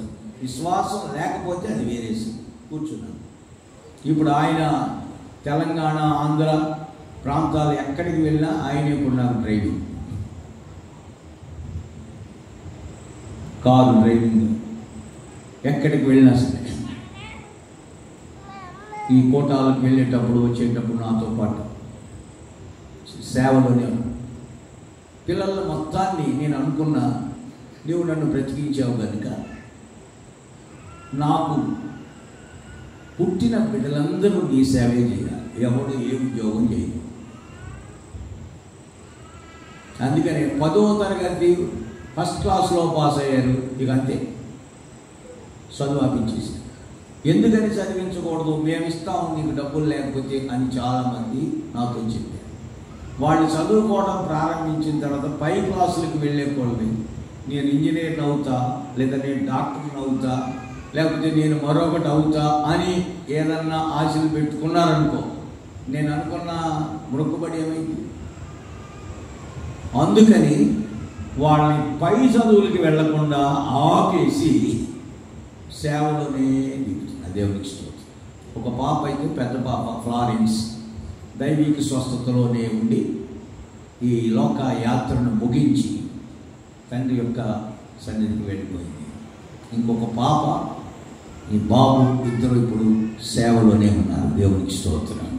నేను ఎందుకు ఈ మాటలు చెబుతున్నానంటే, విశ్వసించుట అనేది మన వల్ల అయితే, విశ్వాసం అనేది భూమి మీద మాత్రమే కాదు, పరలోకపు మహిమ వరకు మనల్ని తీసుకొని వెళుతుంది. దేవునికి స్తోత్రం. కనుక విశ్వాసం అనేది మన జీవితంలో ఎంతో ప్రాముఖ్యమైన అనుభవమై ఉన్నది. విశ్వాసం అనగా లేని వాటిని ఉన్నవి అని మనం చూసారా, దాన్ని విశ్వాస నేత్రాలు అని. ఒక వస్తువు అక్కడ లేదు కానీ ఉంది అని అనుకోవాలట. లేని వాటిని ఉన్నట్టుగా ఎప్పుడైతే మనం అనుకుంటామో లేక నిరీక్షిస్తామో, నిరీక్షింపబడు వాటి యొక్క నిజస్వరూపమే దేవునికి స్తోత్రం. హల్లెలూయా. మన దేవుడు గొప్పవాడు. మనం విశ్వసించినట్లయితే దేవుడు అద్భుతాలు చేస్తాడు. ఎంతమంది నమ్ముతున్నారు? నా చేతిలో ఒక వాహనం కొనాలి, ఒకటి ఉంది, పాతదై కారు, వ్యాగనర్. దాని సేవలో ఇంచుమించు 12 సంవత్సరాలు వాడాను. ఇప్పటికీ ఉంది, ఆంధ్రాలో సేవలో ఉండేది. మరొక వ్యాన్ కూడా ఉంది, సేవలో వాడుతున్నాం. మరొక కారు కావాలి అని మేము ప్రార్థన చేయడం ప్రారంభించాం. రీసెంట్గా పోయిన నెల 27వ తారీఖు 8,30,000 రూపాయలతో నెట్ క్యాష్ కట్టి కారు ఇచ్చాడు దేవుడు. ఇప్పుడు నేను వేసుకొచ్చి దానిలో అనేది దేవుని ఇష్టం. ఏ ఇన్స్టాల్మెంటు లేదు, ఏ ఫైనాన్సు లేదు. మేము ఏది సేవ నిమిత్తం కొనాలని అడిగినా ప్రభు ఒక్క రూపాయి కూడా ఎక్కడా కూడా అప్పులు తీసుకోకుండానే దేవుడు ఇంతవరకు సమృద్ధిగా ఇస్తూనే ఉన్నాడు. దేవునికి స్తోత్రం. అది ఆహారానికి సంబంధించిందైనా, వస్త్రాలకు సంబంధించినైనా, కట్టడ పనులకు సంబంధించిందైనా, దేని గురించైనా, వ్యక్తిగత అవసరాలు కానీ, సేవా అవసరాలు కానీ, కుటుంబ అవసరాలు కానీ, ఏ అవసరాలున్నా ప్రతి అవసరాన్ని ఆయన మహిమలో దేవుడు తీరుస్తూ ఉన్నాడు. దేవునికి స్తోత్రం. నేను ఒకటే అనుకునేవాడిని, భూ సంబంధమైన వాటిని నీవు నాకు ఇవ్వలేనప్పుడు ఎక్కడో కనబడని పరలోకాన్ని ఇస్తావు అన్నదానికి రుజువేంటి? నా ప్రశ్న మీకు అర్థమైందా? కనబడే ఆశీర్వాదాన్ని, కనబడుతున్న అవసరాలని నీవు తీర్చలేకపోతే పరలోకం ఉంది ఎక్కడో, దాన్ని నీకు ఇస్తాను అంటే నమ్మడానికి వీలైందా? అయితే నేను నమ్మను. కనుక ఆయన ఉన్నాడు, ఆయన సహాయం చేస్తాడు అన్న దానికి రుజువు ఏమిటంటే, విశ్వాసం ద్వారా ప్రతి సహాయం మనకు దేవుడు ఇస్తాడు, ఇచ్చాడు అని నమ్మడం. దేవునికి స్తోత్రం. అది ఆరోగ్యపరంగా, ఆర్థిక పరంగా, ఈ లోకరీతిగా ఆహారపరంగా, అన్ని విషయాలు నీతిమంతుడు విశ్వాస మూలంగా జీవిస్తాడు. నీతిమంతుడు అంటే దేవుడు ఆజ్ఞాపించిన సమస్తమైన ఆజ్ఞల్ని అనుసరించడానికి ఇష్టపడినవాడు, కోరుకున్నవాడు నీతిమంతుడు. నీతిమంతుడు విడవబొట్ట కానీ, వారి సంతానం భిక్షమిత్తుడు కానీ నేను చూచి ఉండలేదు. నేను పిల్లవాడినై ఉన్నాను, ఇప్పుడు వృద్ధాప్యంలోకి వచ్చాను. ఈ వయస్సులో బాల్యము నుండి ఇప్పటి వరకు నా కళ్ళకి నీతిమంతుడనేవాడు విడవబట్ట కానీ, వాని సంతానం భిక్షమిత్తుడు కానీ నేను చూచి ఉండలేదని కీర్తనకారుడు రాస్తాడు. ప్రియమైన దేవుని బిడ్డలారా, నీతిమంతుడు ఇల్లు గొప్ప ధననిధిగా ఆయన చేస్తాను అన్నాడు. నేను ఈ సేవకు వచ్చిన దగ్గర నుంచి ఈ 22 సంవత్సరాలు ఒక్క 10 రూపాయలు కూడా నాకు కానీ, పిల్లలకు కానీ, అమ్మగారికి కానీ, నా తోటి సేవకులకు కానీ ఎవరి పేరున ఒక్క 10 రూపాయలు కూడా దాచిపెట్టలేదు. ఏదైనా వస్తే అలాగ సేవ కొరకు వాడుకుంటూ వెళ్తున్నాను. కానీ సేవల అవసరాలు ఆయన తీరుస్తూ ఉన్నాడు. చందా పాట పాడి పట్ల అది తప్పని నేను అన్నాను. చందా పాట పాడి చందా వేయండి, లేక చందా కలెక్ట్ చేసి ఆ దిత్తులు బట్టి చందా పట్టడం కానీ, లేదా ఈ కవర్లు ప్రింట్ చేసి మీరు దీనిలో దశభాగాలు కానుకలు తీసుకురండి అని కానీ ఈ 22వ సంవత్సరం నా సేవా అనుభవంలో ఎప్పుడూ చేయలేదు. అని చెప్పి నాకేమైనా తక్కువైందా అంటే ఏమీ తక్కువ కాలేదు.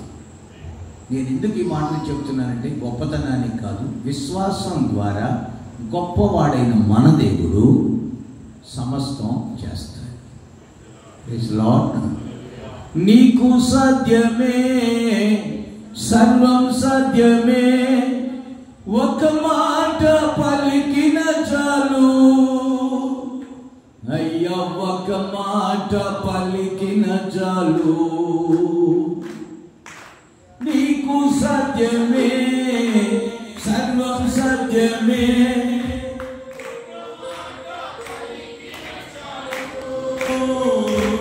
అయ్యా ఒక మాట పలికిన చాలు. విన్నపాలు విను దైవమా, మా కన్నీరు తుడుచు దైవమా, శ్వాసమిచ్చు దైవమా, స్తోత్రము యేసయ్యా.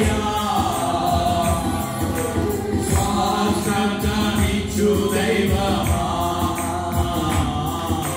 స్తోత్రము యేసయ్యా నీకు సత్యమే సర్వం సత్యమే ఒక మాట పలికిన చాలు నీకు సత్యమే సర్వం సత్యమే ఒక మాట పలికిన చాలు అయ్యా ఒక మాట పలికిన చాలు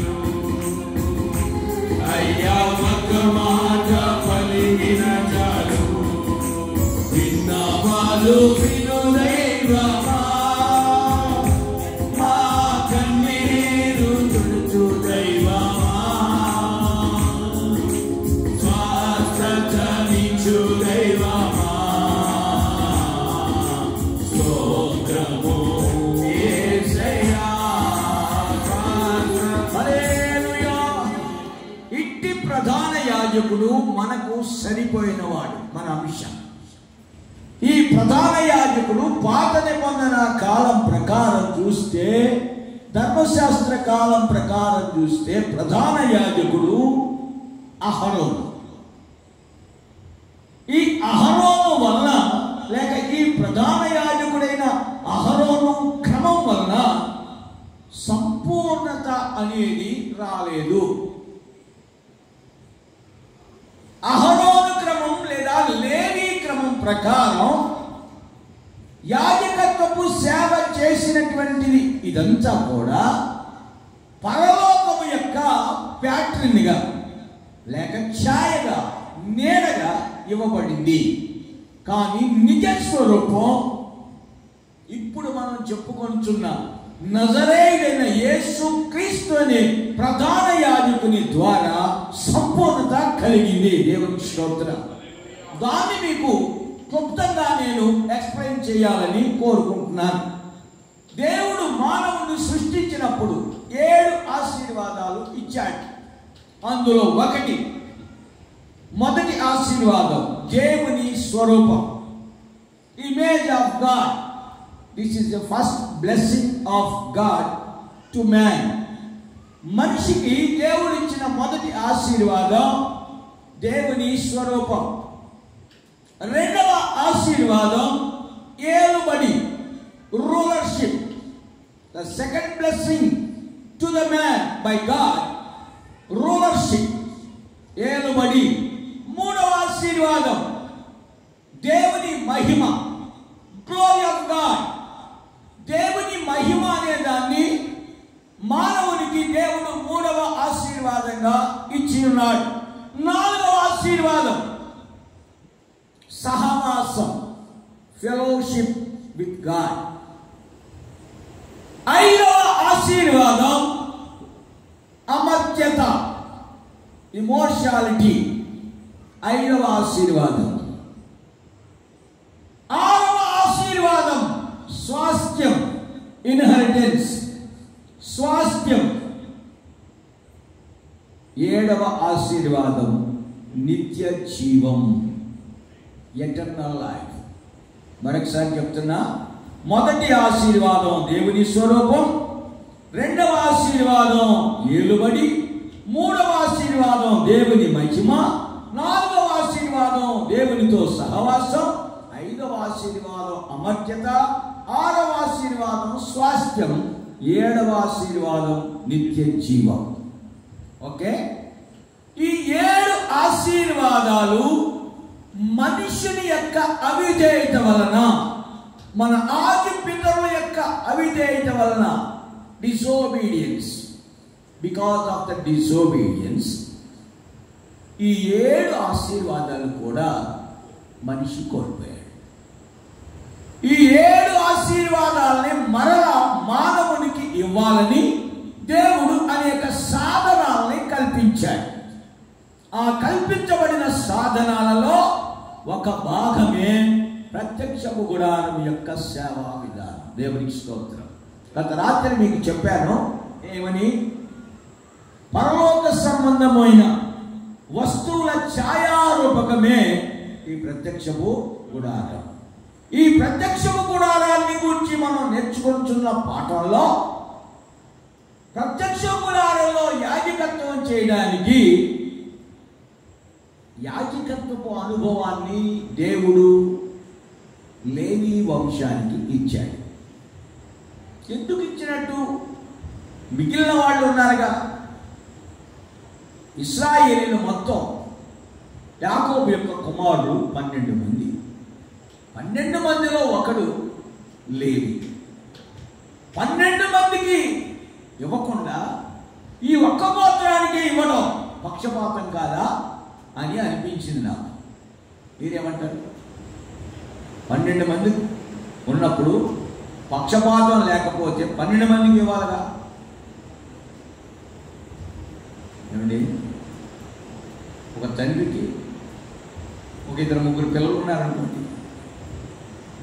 ఆధిపత్యం లేక అధికారం ఇచ్చేటప్పుడు కొంతమందికి ఇచ్చి కొంతమందికి ఇవ్వకపోతే న్యాయం అంటారా, అన్యాయం అంటారా?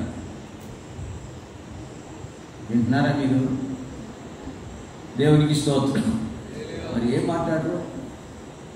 నాతో ఫ్రీగా మాట్లాడవచ్చు.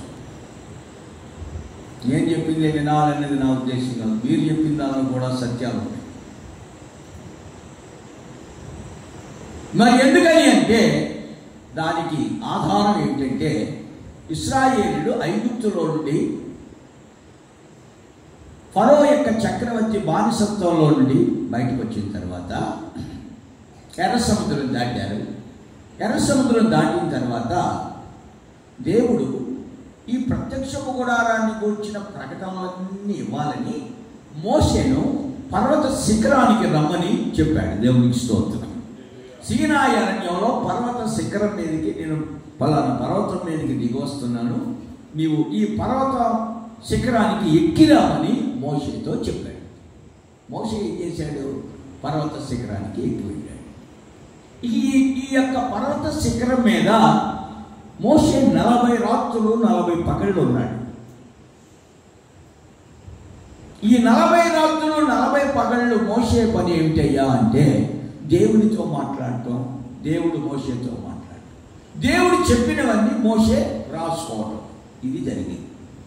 40 దినాలు అయిన తర్వాత ఈలోపు ఈ కింద ఉన్న ఇశ్రాయేలీయులందరూ ఏం చేశారంటే, మోషే ఏమాయనో, ఏ మృగం ఏమైనా తినేసిందేమో, మోషే అనువాడు మమ్మల్ని ఇక్కడ దాకా తీసుకొచ్చి మమ్మల్ని వదిలేసి పోయాడు, ఒకవేళ చచ్చిపోయి ఉండొచ్చు, కనుక మా ముందర నడవడానికి మాకు ఒక దేవత కావాలి అని అడిగారు అహరోని. అప్పుడు అహరోని ఏం చేశాడంటే, మీ దగ్గరున్న బంగారం, ముక్కులకి, చెవులకి, చేతులకి, కాళ్ళకి, వడ్డానాలు అవి ఉన్నాయి, అన్నీ తీసుకురండి, నేను మీకు ముందర నడవటానికి దేవతను చేస్తాను అన్నాడు. చేసి అదంతా కరగపోస్తే అదొక దూడైంది. ఆకారం ఏ ఆకారం వచ్చింది? ఆయన దగ్గర పొగరు అని ఇదొకటి, పోగరు దానిలో పోసి పోత పోస్తే ఒక దూడ ఆకారం వచ్చింది. దాన్ని ముందర పెట్టుకుని ఇశ్రాయేలీయులందరూ కూడా, మోషే ఏమైపోయాడో తెలీదు కనుక ఇక మీదట మా దేవుడు ఇదే అని ముందర పెట్టుకొని వారు దాని ముందు బాగా తిని త్రాగి ఆట ఆడడం మొదలుపెట్టారు. డ్యాన్స్ ప్రోగ్రాం పెట్టారు. బాగా తాగారు. తాగిన తిమ్మిరిలో, మైకంలో ఏం చేయాలో అర్థం కాక వారు విచ్చలవిడిగా ప్రవర్తించారు అని బైబిల్ చెబుతుంది. ఆ సమయంలో దేవుడు అన్నాడు, మోషే, ఐగుప్తులో నుండి నీవు తోడుకుని వచ్చిన ప్రజలైన ఇశ్రాయేలీయులు చెడిపోయారు, నువ్వు త్వరగా కిందకి వెళ్ళు అన్నాడు. మోషేకేమో ఆ పరలోకపు మహిమగల అనుభవాలన్నీ వింటూ ఉంటే, దేవుడు చూపిస్తూ ఉంటే వాటన్నింటి గురించి చూసి కిందకి దిగాలనిపించట్లేదు. ఆయన ఆలస్యం చేస్తున్నాడు. ఆయన ఆలస్యం చేస్తుంటే కింద వెళ్ళి కోతిగంతులేస్తున్నాడు. చేయకూడని పనులన్నీ చేస్తున్నారు. దేవునికి కోపాన్ని కలుగు చేసి, సరే నువ్వు కిందకి వెళ్ళి మోషే అని చెప్పినప్పుడు మోషే మొత్తం మీద పర్వత శిఖరం నుండి కిందకి దిగొచ్చేసరికి వీళ్ళందరూ దూడ బొమ్మ ఎదుట తిని త్రాగి ఆడడానికి లేచి విచ్చలవిడిగా ప్రవర్తించడం మోషే చూశాడు.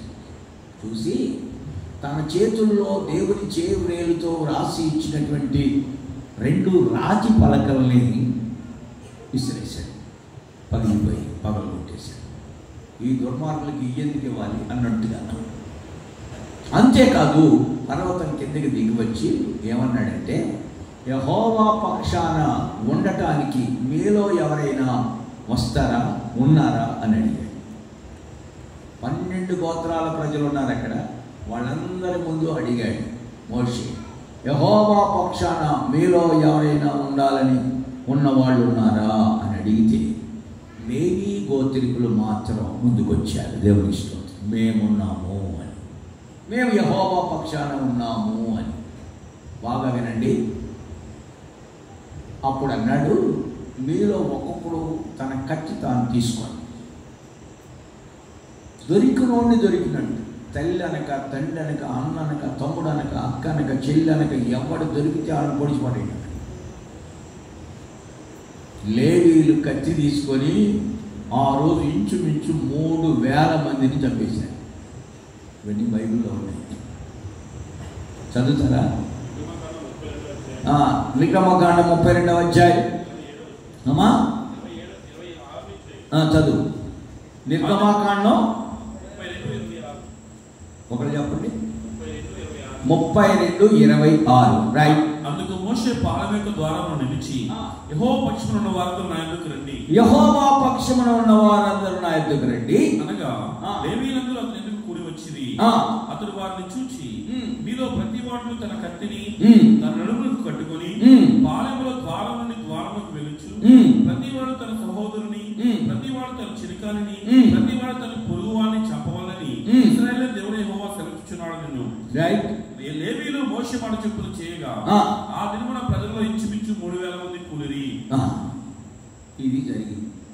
అప్పుడు దేవుని యొక్క కోపం చల్లారి శాంతించి అప్పుడు ఏమన్నాడంటే, నా మందిరములో నిలిచి యాజకత్వం చేసే అర్హతని లేవీయులకి నేను ఇస్తున్నాను అన్నాడు. ఇప్పుడు దేవుడు పక్షపాతేనా? చెప్పండి. వీళ్ళు వింటున్నారా? పక్కన నిద్రపోతున్నా? దేవుడు పక్షపాతేనా అంటే అవును అని మీరు మెదలకుండా ఉన్నారంటే అవునని అర్థం. మరి ఆ మాట చెప్పచ్చుగా. మీరు గాంధీ తాతవాద నుంచి గట్ట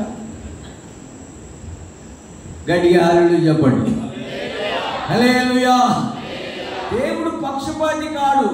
మోషే ద్వారా ఏమని పిలిపించాడు? మీలో యెహోవా పక్షాన ఉండాలనుకున్న వారు నా దగ్గరికి రండి, నా వైపుకు రండి అన్నాడు. అప్పుడు ఏం చేయాలి? వాళ్ళందరూ రావాలి. అందరూ వచ్చారా? యెహోవా పక్షం మా పొద్దున్న వాడికి యాజకత్వం చేపట్టిస్తాడు. కనుక దేవుడు పక్షపాతి కాదు. వచ్చిన వారు ఎవరంటే లేవీ గోత్రికులు, లేవీ కుటుంబీకులు. అందుకని యాజకత్వపు సేవ అంటే ప్రత్యక్షపు గుడారంలో యాజకత్వం చేసే సేవ లేవీ గోత్రానికి అహరోన్ అనే వ్యక్తిని ప్రధాన యాజకుడిగా దేవుడు ఎన్నిక చేశాడు. దేవునికి స్తోత్రం. అయినప్పటికీ ఈ ప్రధాన యాజకుడైనటువంటి లేవీ ద్వారా, లేవీ క్రమంలో ఉన్న అహరోను క్రమం ద్వారా సంపూర్ణత మానవునికి కలుగలేదు. అందుకని దేవుడు ఏం చేశాడంటే, లేవీ క్రమానికి, లేవీ క్రమం అన్నా అహరోను క్రమం అన్నా రెండు ఒకటే. లేవీ క్రమం ప్రకారం లేదా అహరోను క్రమం ప్రకారం యాజకత్వం చేయడానికి పిలువబడిన అహరోను ద్వారా లేక అహరోను క్రమం ద్వారా సంపూర్ణత మానవునికి దొరకలేదు కనుక దానికంటే శ్రేష్టమైన మరొక క్రమములో మరొక యాజకుడు రావాల్సి వచ్చినది అని చెప్తున్నాడు. దేవునికి స్తోత్రం. ఆ క్రమం ఏంటి అంటే మెల్కిసెదెకు క్రమం. రైట్. మెల్కిసెదెకు క్రమము అహరోను లేదా లేవీ క్రమం కంటే శ్రేష్టమైంది, గొప్పది.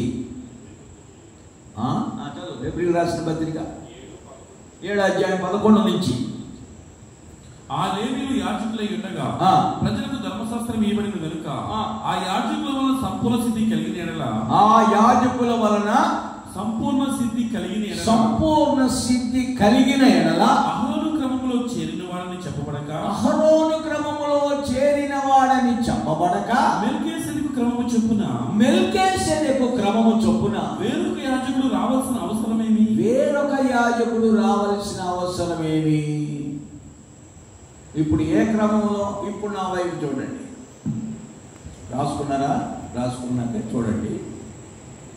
అహరోను లేవీ క్రమం ప్రకారం సేవ చేసినప్పటికీ ఆ సేవ వలన సంపూర్ణత మానవునికి రాలేదు. కనుక లేవీ క్రమం కంటే లేదా అహరోను క్రమం కంటే శ్రేష్టమైన మరొక క్రమాన్ని దేవాది దేవుడు ఎన్నిక చేశాడు. దాన్నే మెల్కీసెదెకు క్రమము అంటాం. ఇప్పుడు వినండి, 12 గోత్రాలను యెహోవా పక్షాన ఉండడానికి మీలో ఎవరైనా వస్తారా అన్నప్పుడు లేవీయులు మాత్రమే వచ్చారు, మిగిలిన వాళ్ళెవరు రాలేదు. అందుకని మిగిలిన గోత్రములలో ఉన్నవారెవ్వరూ కూడా అహరోను క్రమం ప్రకారం యాజకత్వపు సేవ చేయడానికి వీలు అర్హత లేదు. అయితే ఇప్పుడు యేసు ప్రభు ఏ గోత్రంలో పుట్టాడు? మనందరికీ తెలిసిన విషయం. యేసు ప్రభు యోధా గోత్రంలో పుట్టాడు. మరి యోధా గోత్రంలో పుట్టినవాడు ప్రత్యక్ష గుడారంలో యాజకత్వం చేయడానికి అర్హత ఉందా? లేవీ క్రమం ప్రకారం లేదా అహరోను క్రమం ప్రకారం అర్హత లేదు. మరి ఏ క్రమం ప్రకారం?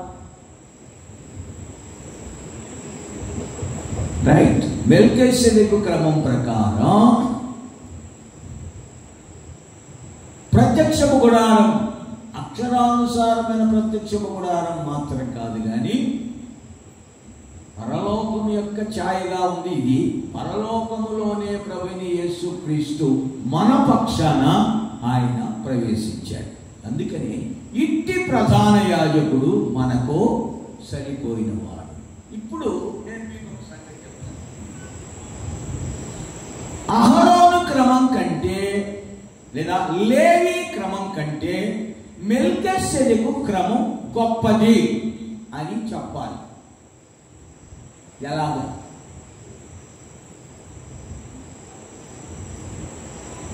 దైవ సేవకులు ఎంతమంది ఉన్నారు? వాళ్ళు మాత్రం చేతులు ఎత్తండి. దైవ సేవకులు, సేవ చేసుకున్న సేవకులు ఇద్దరే. ఇక్కడ ఎవరో సేవకు వచ్చిన సేవ చేయాలని తీర్మానం చేసుకున్న వాళ్ళు ఏమన్నా ఉన్నారు? ఇక్కడ సేవ చేయగలరు అంటే ఎంతమంది సేవకులు ఉన్నారు అన్నదానికి నేను ఇది సేవకులకు బాగా తెలిసి ఉండాలి. విశ్వాసులు కూడా తెలుసున్నా పర్వాలేదు, తెలియాలి. కానీ విశ్వాసులు తెలిసినందువల్ల అంత ప్రయోజనం ఉండదు. సేవకులకు బాగా ఇది తెలిసి ఉండాలి. లేవీ క్రమం లేదా అహరోను క్రమం కంటే మెల్కీసెదెకు క్రమం గొప్పది అని ఎలా చెప్పవచ్చు? లేదా రుజువు చేయము.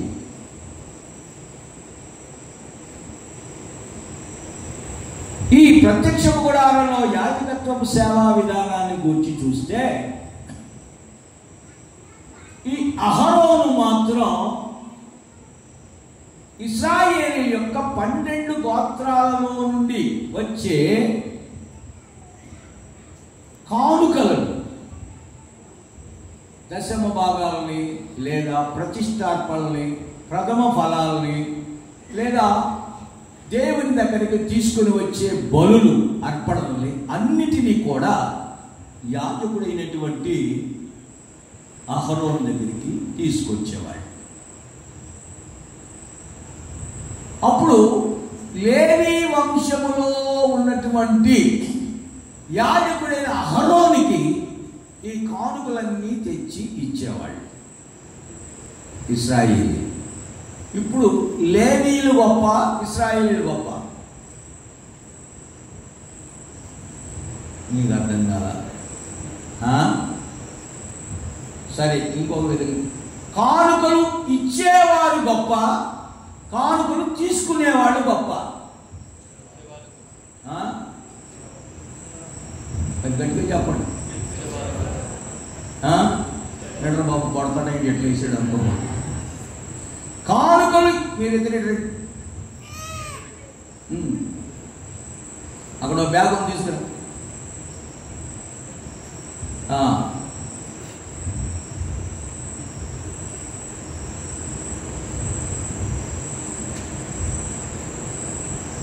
అక్కడ నిలబడు, నువ్వు ఇక్కడ మోకరించి ఎదురు ఆయనకి ఎదురు ఆ బ్యాగ్ పట్టుకో. బ్యాగ్ పట్టుకుని ఆయన చేతిలోకి నువ్వు పట్టుకుంటావు. తీసుకో ఒక చెయ్యి దీని మీద ఈ బ్యాగ్ తీసుకో. ఈ బ్యాగ్ నిండా 5 కోట్లు ఉన్నాయి. ఇప్పుడు బ్యాగ్ ఎత్తుకోమాకండి, ఊరికే చెప్తున్నా. దేవుడికి స్తోత్రం. ఒక 5 కోట్ల డబ్బులు తీసుకొచ్చాడు. ఈయనకి ఇస్తున్నాడు. ఈయన యాజకుడు, ఈయన అహరోన్, ఈయన ఇశ్రాయేలీ. ఈయన ఈ 5 కోట్ల డబ్బులు తెచ్చి ఈయనకి ఇస్తున్నాడు. ఈయన తీసుకుంటున్నాడు. తీసుకునే ఈయన గొప్ప, తెచ్చి ఇచ్చే ఈయన గొప్పడా?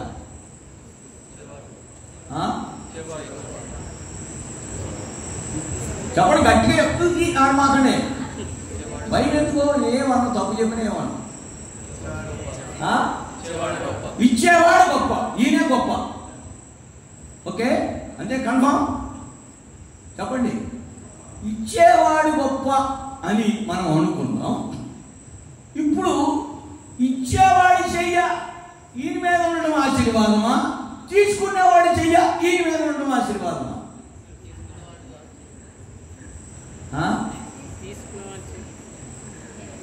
చెప్పండి. ఏ భయపడకండి, ఇదో ప్రాక్టికల్ క్లాస్ అనుకోండి. దేవునికి స్తోత్రం. ఇచ్చేవాడు గొప్పనా? గట్టిగా గరీబ్ చెప్పండి. ఇచ్చేవాడు గొప్ప అన్నవాడు లేచిపోయింది.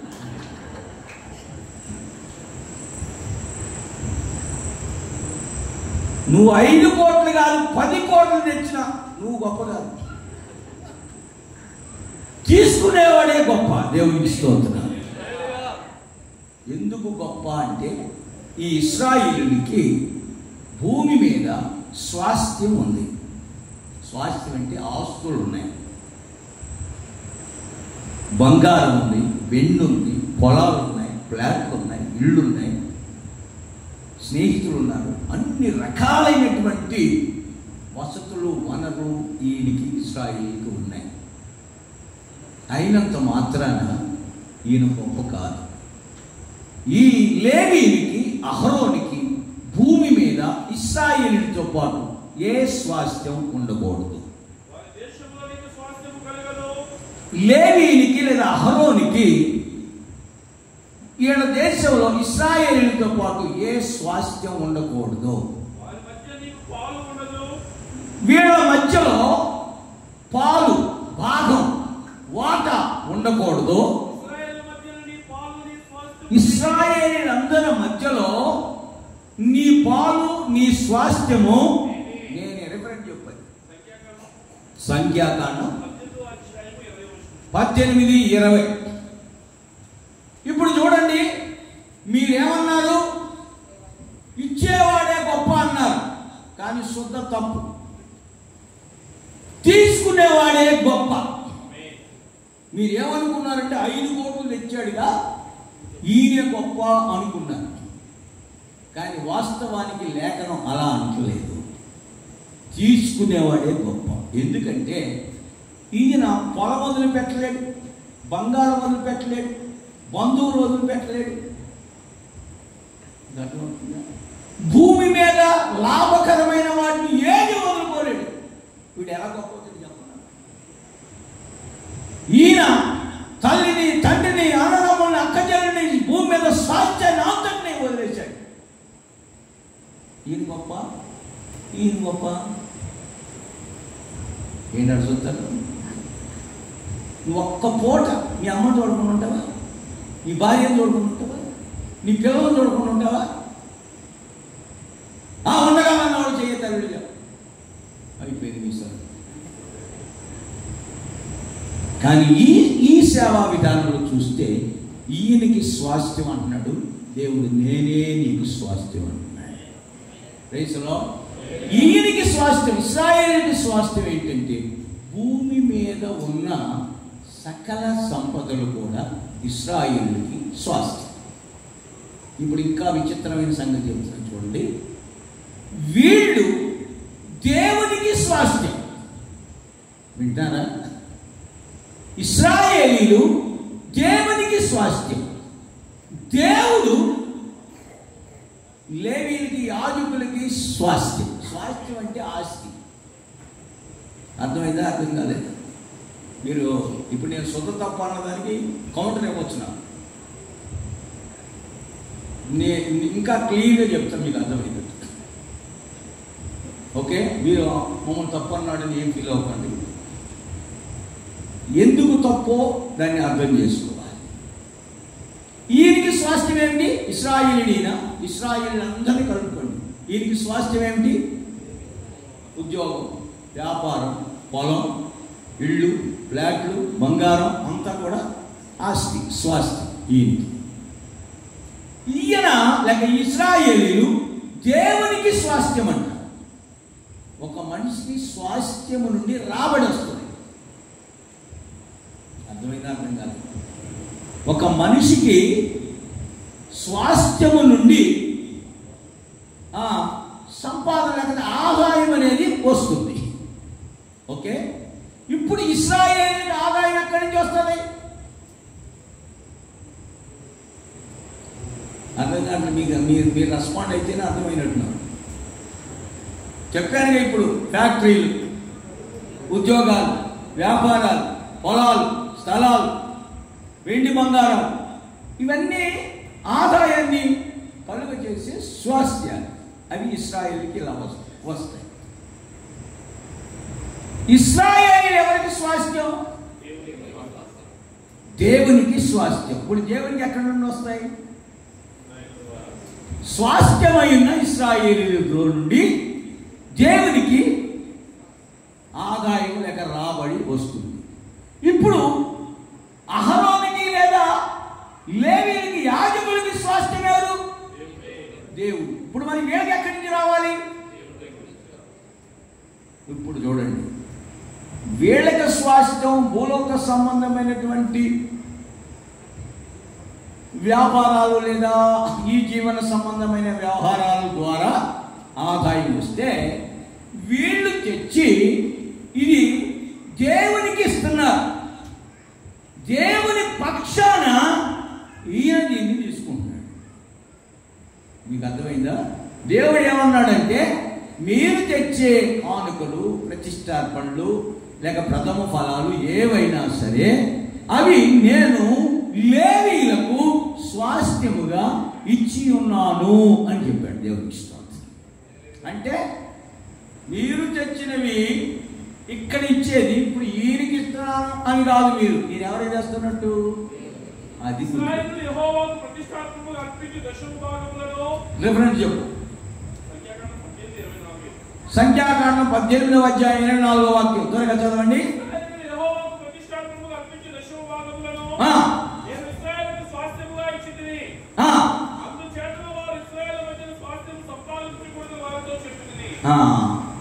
ఎవరికి స్వాస్థ్యం? మరొకసారి చదువు నెమ్మదిగా.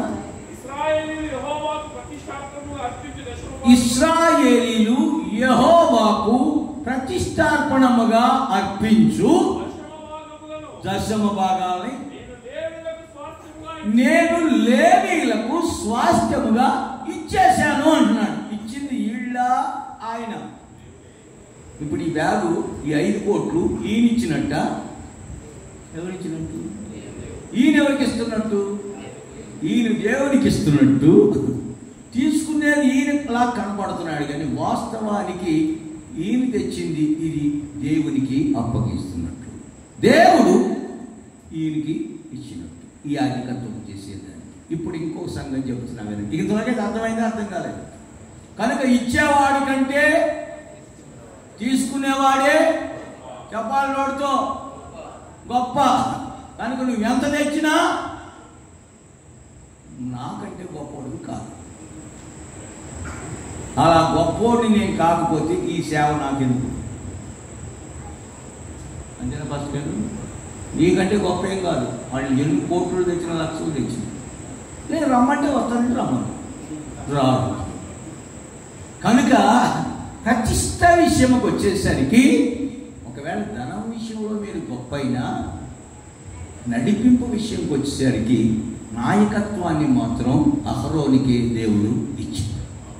ఇది దేవుడు చెప్పిన మాట. నేను గొప్ప అని నేను అనుకోవడం కాదు, ఆయనే ఈ యొక్క యాజకత్వపు సేవను ఘనపరిచాడు. దేవునికి స్తోత్రం. కనుక దేవుడు ఘనపరిచిన దాన్ని మనము కూడా ఘనపరచాలి. దేవునికి స్తోత్రం. ఇప్పుడు మన సబ్జెక్ట్ అది కాదు. అసలు మన సబ్జెక్ట్ ఏంటి? ఈయనెవరు? లేవి లేదా అహరోను. లేవి క్రమం ప్రకారం వచ్చిన అహరోను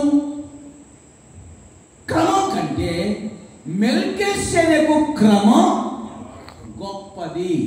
ఎలాగా?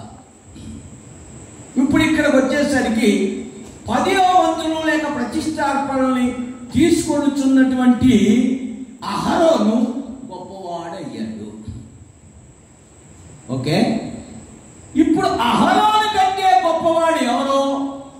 మెల్కీసెదెకు. ఎలాగా అంటే ఈ చెప్పండి అమ్మా, చెప్పండి, బాగా గట్టిగా చెప్పండి. నిత్య యాజకుడు ఎవరు? మెల్కీసెదెకు. నిత్య యాజకుడుగా ఉన్నందున గొప్పవాడు అంటే ఓకే, రైట్, అదొక కారణం. కానీ గొప్ప అనేదానికి, నిత్య యాజకుడు అనేదానికి ఒక రుజువు కావాలి. ఆ రుజువు ఏమిటి అంటే మెల్కీసెదెకు అబ్రహాము అనే వ్యక్తిని కలుసుకున్నాడు. అబ్రహాము అప్పుడు అన్నిటిలో 10వ వంతుల్ని మెల్కీసెదెకుకి ఇచ్చాడు. దేవునికి స్తోత్రం.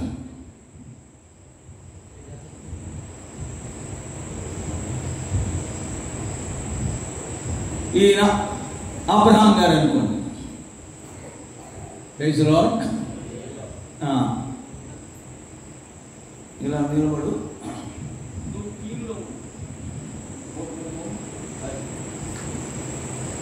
ఈయనెవరో ఈయనెవరని చెప్పుకున్నాం? అహరోను లేదా లేవి అనుకోండి. లేవి క్రమం అన్నా అహరోను క్రమం అన్నా ఒకటి. ఈ అహరోను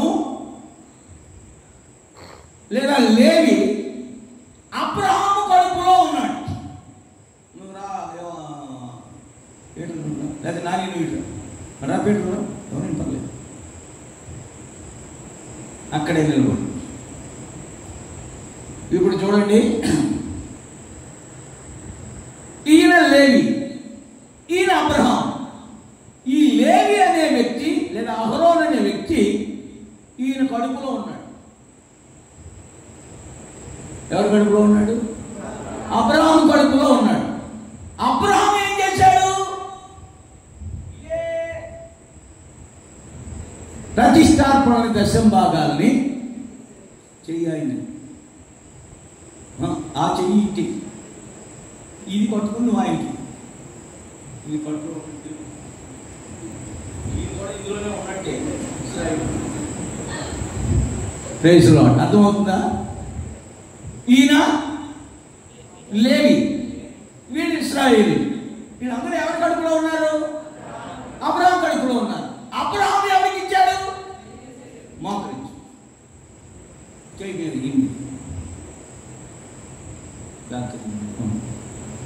అబ్రహాం ఈ దశంభాగాలన్నిటికీ అన్నింటినీ మెల్కీసెదెకుకి ఇచ్చాడు.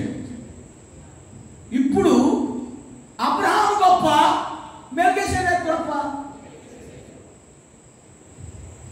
ఓకే. ఇప్పుడు ఎవరు గొప్పవాళ్ళు అయ్యారు?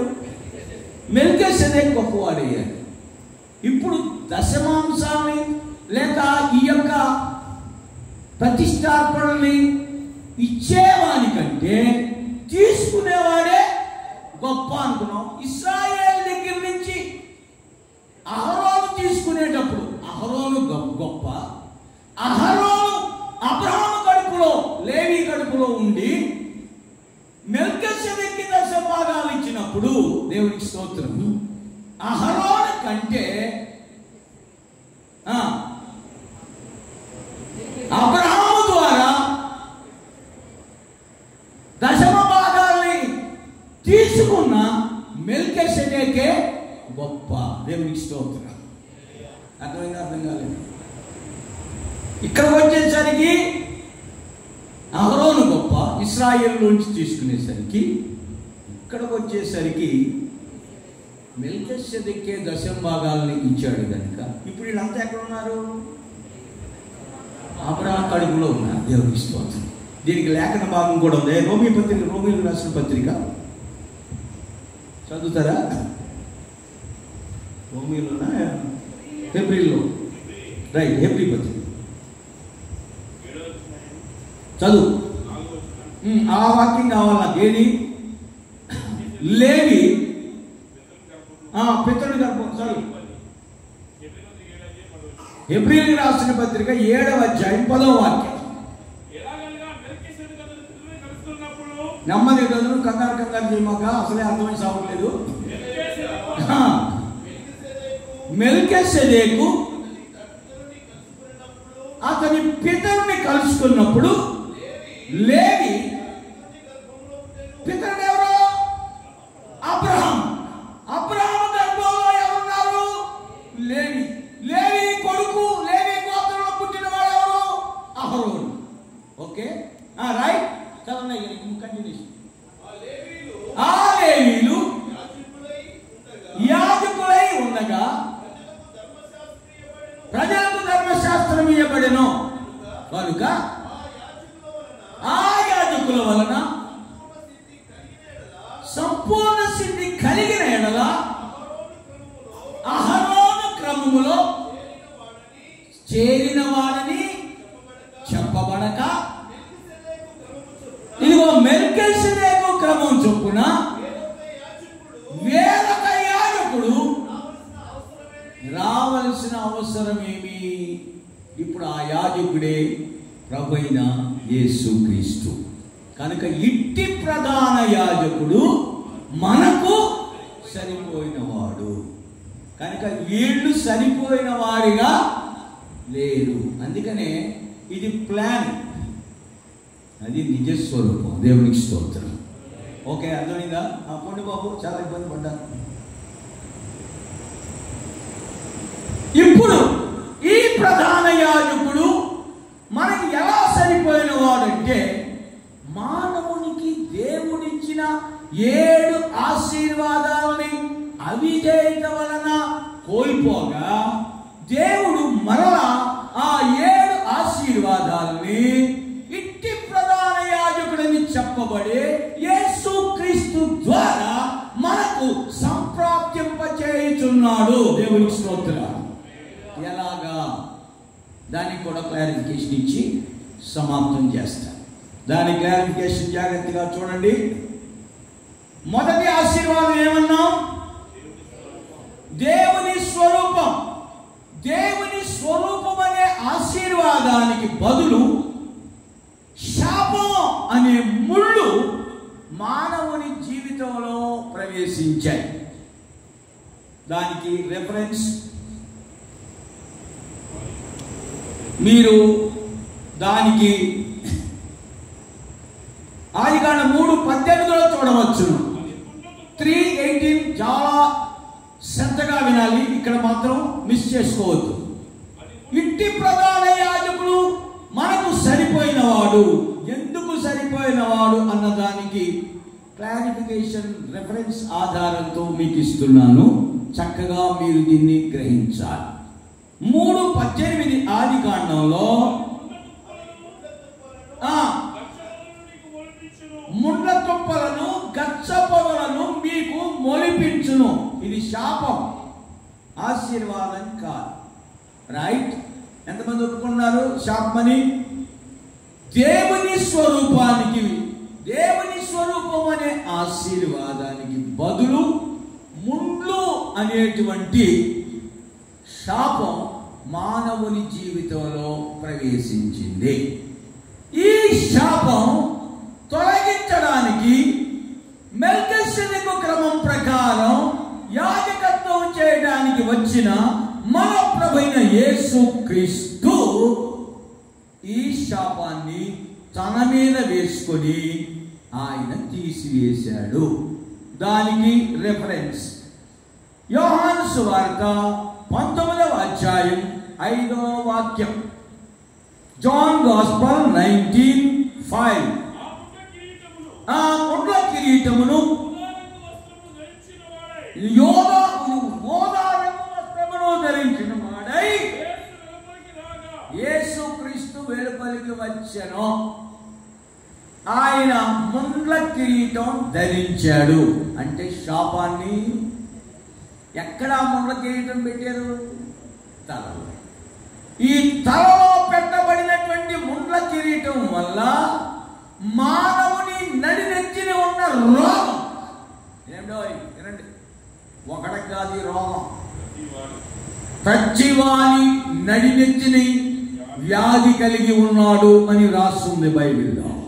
ఒకటి కాదు ఇద్దరు కాదు, భూమి మీద ఎవరెవరైతే జన్మనెత్తారో ప్రతి వాడి నడినెత్తిని ఈ భయంకరమైన తెగులు, రోగం, వ్యాధి ఉంది. రెఫరెన్స్ ఎక్కడ? యెషయా గ్రంథం 1:5 చూడండి. ప్రతి వాడు నడినెత్తిని వ్యాధి కలిగి ఉన్నాడు. యెషయా 5 అమ్మా 1:5 రైట్. నడినెత్తిన వ్యాధి. ఈ వ్యాధి చెడిపోయినటువంటి తలంపులే. ఇది పోవాలి అంటే యేసుక్రీస్తు ఆ శాపాన్ని తన మీద వేసుకొని ముండ్ల కిరీటధారిగా కనబడుచున్నాడు.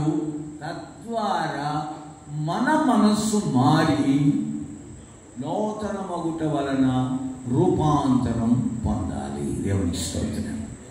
Praise God. అర్థమైందా? అర్థం కాలేదు.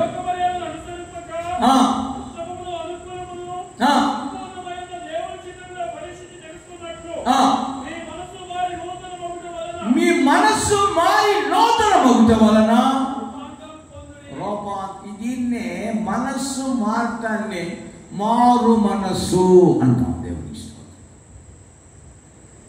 ఇప్పుడు ఇట్టి ప్రధాన యాజకుడు మనకు సరిపోయిన వాడు. ఎలా సరిపోతున్నాడు?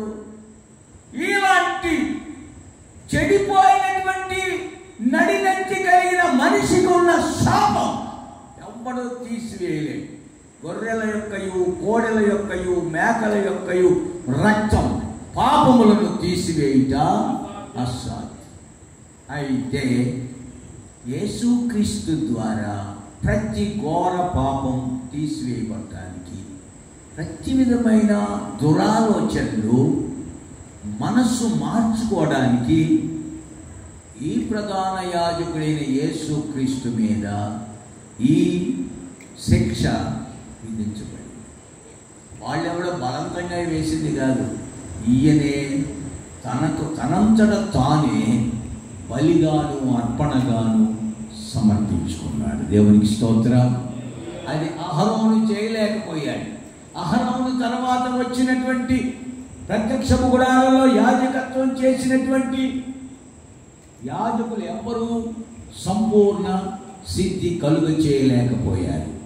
అందుకనే ఇందాక మనం చెప్పుకున్నట్లు అహరోను క్రమం ప్రకారం కాక, లేదా లేవీ క్రమం ప్రకారం కాక, మెల్కీసెదెకు క్రమం ప్రకారం ప్రధాన యాజకుడిగా వచ్చిన యేసు ప్రభువు ద్వారా ఈ మొదటి శాపం తొలగి మరలా దేవుని స్వరూపం అనే ఆశీర్వాదం సంప్రాప్తింపబడడానికి అనుకూలత కలిగింది. దేవునికి స్తోత్రం. రెండవ ఆశీర్వాదం ఏలుబడి మానవుడికి దేవుడిచ్చాడు. ఈ ఏలుబడి అనేది మానవుని అవిధేయత వలన పోయి బానిసగా మారాడు. ఇదొక శాపం. బానిస, మనిషి బానిసగా మారిపోయాడు. పాపానికి, సాతానికి, లోకానికి బానిసగా మారిపోయాడు. ఒక విధంగా చెప్పాలంటే ఇశ్రాయేలీలు కూడా ఐగుప్తుకి బానిసలుగా, దాసులుగా మారిపోయారు. ఈ శాపం ఎవరి వల్ల తొలగడానికి వీలు కలగలేదు. టెంపరీగా ఉపశమనం కలిగిందే కానీ మానవునికి పూర్తి విడుదల, విమోచన కలగలేదు. అందుకని ప్రభువైన యేసుక్రీస్తు ద్వారా సంపూర్ణ విమోచన కలగడానికి యేసుక్రీస్తునే ప్రధాన యాజకుడు మనకు సరిపోయిన వాడిగా తండ్రి అయిన దేవుని యొద్ద నుండి మన యొద్దకు పంపబడి ఉన్నాడు. దేవునికి స్తోత్రం. ఈ శాపం మీరు బైబిల్లో ఆదికాండం 3వ అధ్యాయం 17వ వాక్యంలో మీరు చదవచ్చు. నేను తినవద్దని చెప్పినటువంటి వృక్ష ఫలాన్ని నీ భార్య మాట విని తింటివి కనుక ఇది శాపం. యేసు ప్రభు కూడా శాపగ్రాహి అయ్యాడని గలతీ పత్రిక 3వ అధ్యాయం 13వ వాక్యంలో ఉంది. త్వరగా మీరు చదివితే ముందుకు వెళ్ళిపోదాం. గలీషియన్స్ చాప్టర్ 3 verse 13.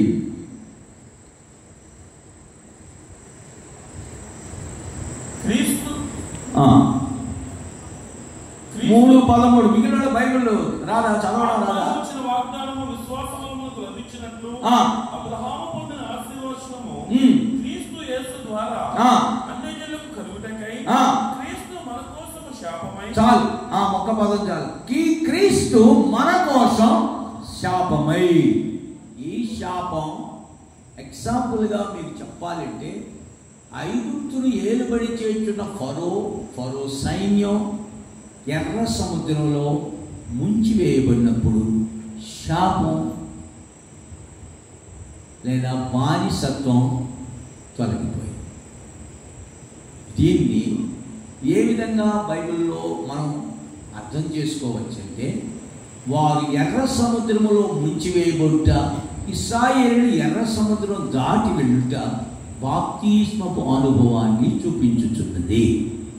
నేను చాలా కోణాల్లో చెప్తున్నా. ఒకటి ఆశీర్వాదపు కోణం, మరొకటి శాపం యొక్క కోణం, మరొకటి పాప శాపముల నివారణ యొక్క కోణం, మరొకటి పరలోక సంబంధమైనటువంటి ఆ స్వాస్థ్యానికి చేరుకునే కోణం. దేవునికి స్తోత్రం. అపోస్తుల యొక్క ఉపదేశ క్రమంలో చూస్తే ఆ కోణంలో నీటి బాప్తిస్మం, రైట్. మూడవ కార్యం, మూడవ ఆశీర్వాదం దేవుని మహిమ. దేవుని మహిమ అనేదాన్ని దేవుడు మానవునికి తన పోలికలో సృష్టించిన తర్వాత ఆశీర్వాదంగా ఇచ్చాడు. అయితే మహిమ అనేది ఆశీర్వాదం. కానీ మహిమ పోయి దిగంబరత్వం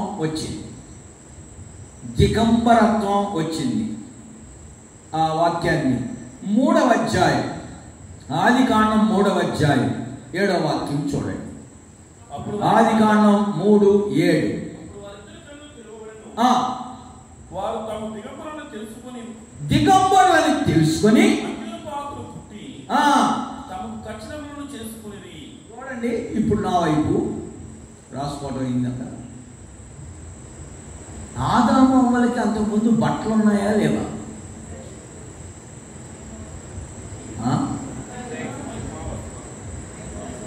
ఉన్నాయా లేవా?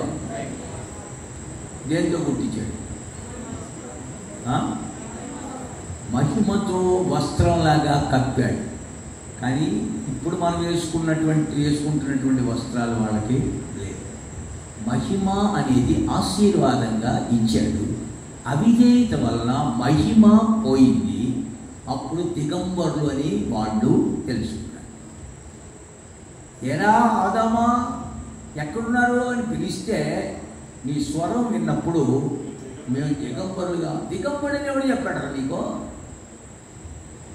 దిగంబరత్వం ఎందుకు వచ్చింది నీకు? ఎవరు చెప్పారు నీకు? నేనేమన్నా తినకూడదని చెప్పిన వృక్ష ఫలాలు ఏమన్నా తిన్నావా? అదే నాదేం తప్పులేదు. ఏమమ్మా అస్సలు నాకు తప్పులేదు. దాని తప్పు ఒప్పుకునే రకంగా మనం కూడా ఇదే. అతిక్రమంలో దాచిపెట్టువాడు వాటిల్లాడు, వాటిని ఒప్పుకొని విడిచిపెట్టువాడు కనికరం పొందుతాడు. దేవునికి స్తోత్రం. అందుకని అతిక్రమాలని మనలో దాచుకోకూడదు. వాటిని ఒప్పుకొని విడిచిపెట్టినట్లయితే దేవుడు కరుణా సంపన్నుడు కనుక, అందుకే ఆయనకి కరుణామయుడు, దయామయుడు అంటే సినిమా పేర్లు కాదు నేను చెప్పేది. ఆయన కరుణా కటాక్షములు గలవాడు, దయా దాక్షిణ్యములు గలవాడని పరిశుద్ధ గ్రంథంలో పౌలు పేర్లు ఉన్నాయి. యేసే. అందుకనే దేవుని పిల్లలమైన మనం ఆ యొక్క కరుణ లేదా కృప లేదా దయ, కనికరం, దాక్షిణ్యం వీటన్నిటినీ మనం పొందుకున్నట్లుగా ఆయన కృపాసనం దగ్గరికి ధైర్యంగా రావచ్చు. దేవుని స్తోత్రం. ఆ మహిమ పోయింది.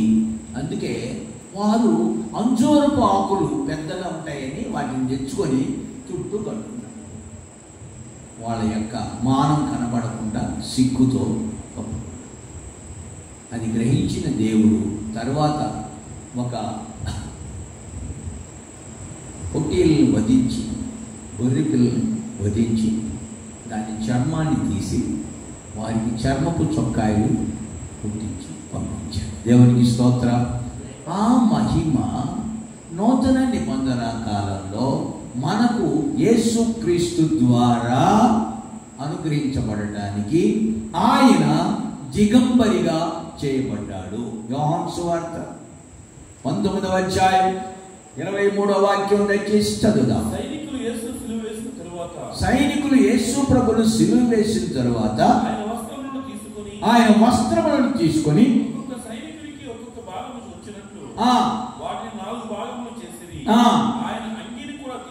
తీసుకొని వారు దాన్ని చెంపక ఎవరికి వచ్చనో దాని వస్త్రము చీట్లు వేయమని ఒకరికొకరు చెప్పుకొని. ఇప్పుడు యేసు ప్రభు తన వస్త్రాన్ని కూడా వాళ్ళు లాగి వేసుకున్నారు, వాళ్ళకి ఇచ్చి వేశాడు.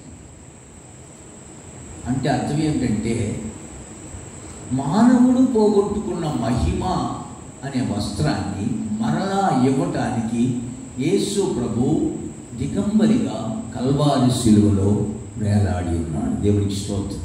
అందుకని ఇట్టి ప్రధాన యాజకుడు మనకు సరిపోయిన వాడు. ఇంకెవడైనా ఉన్నాడా? లేకపోతే ఈ లోకంలో ఉంటే చెప్పండి.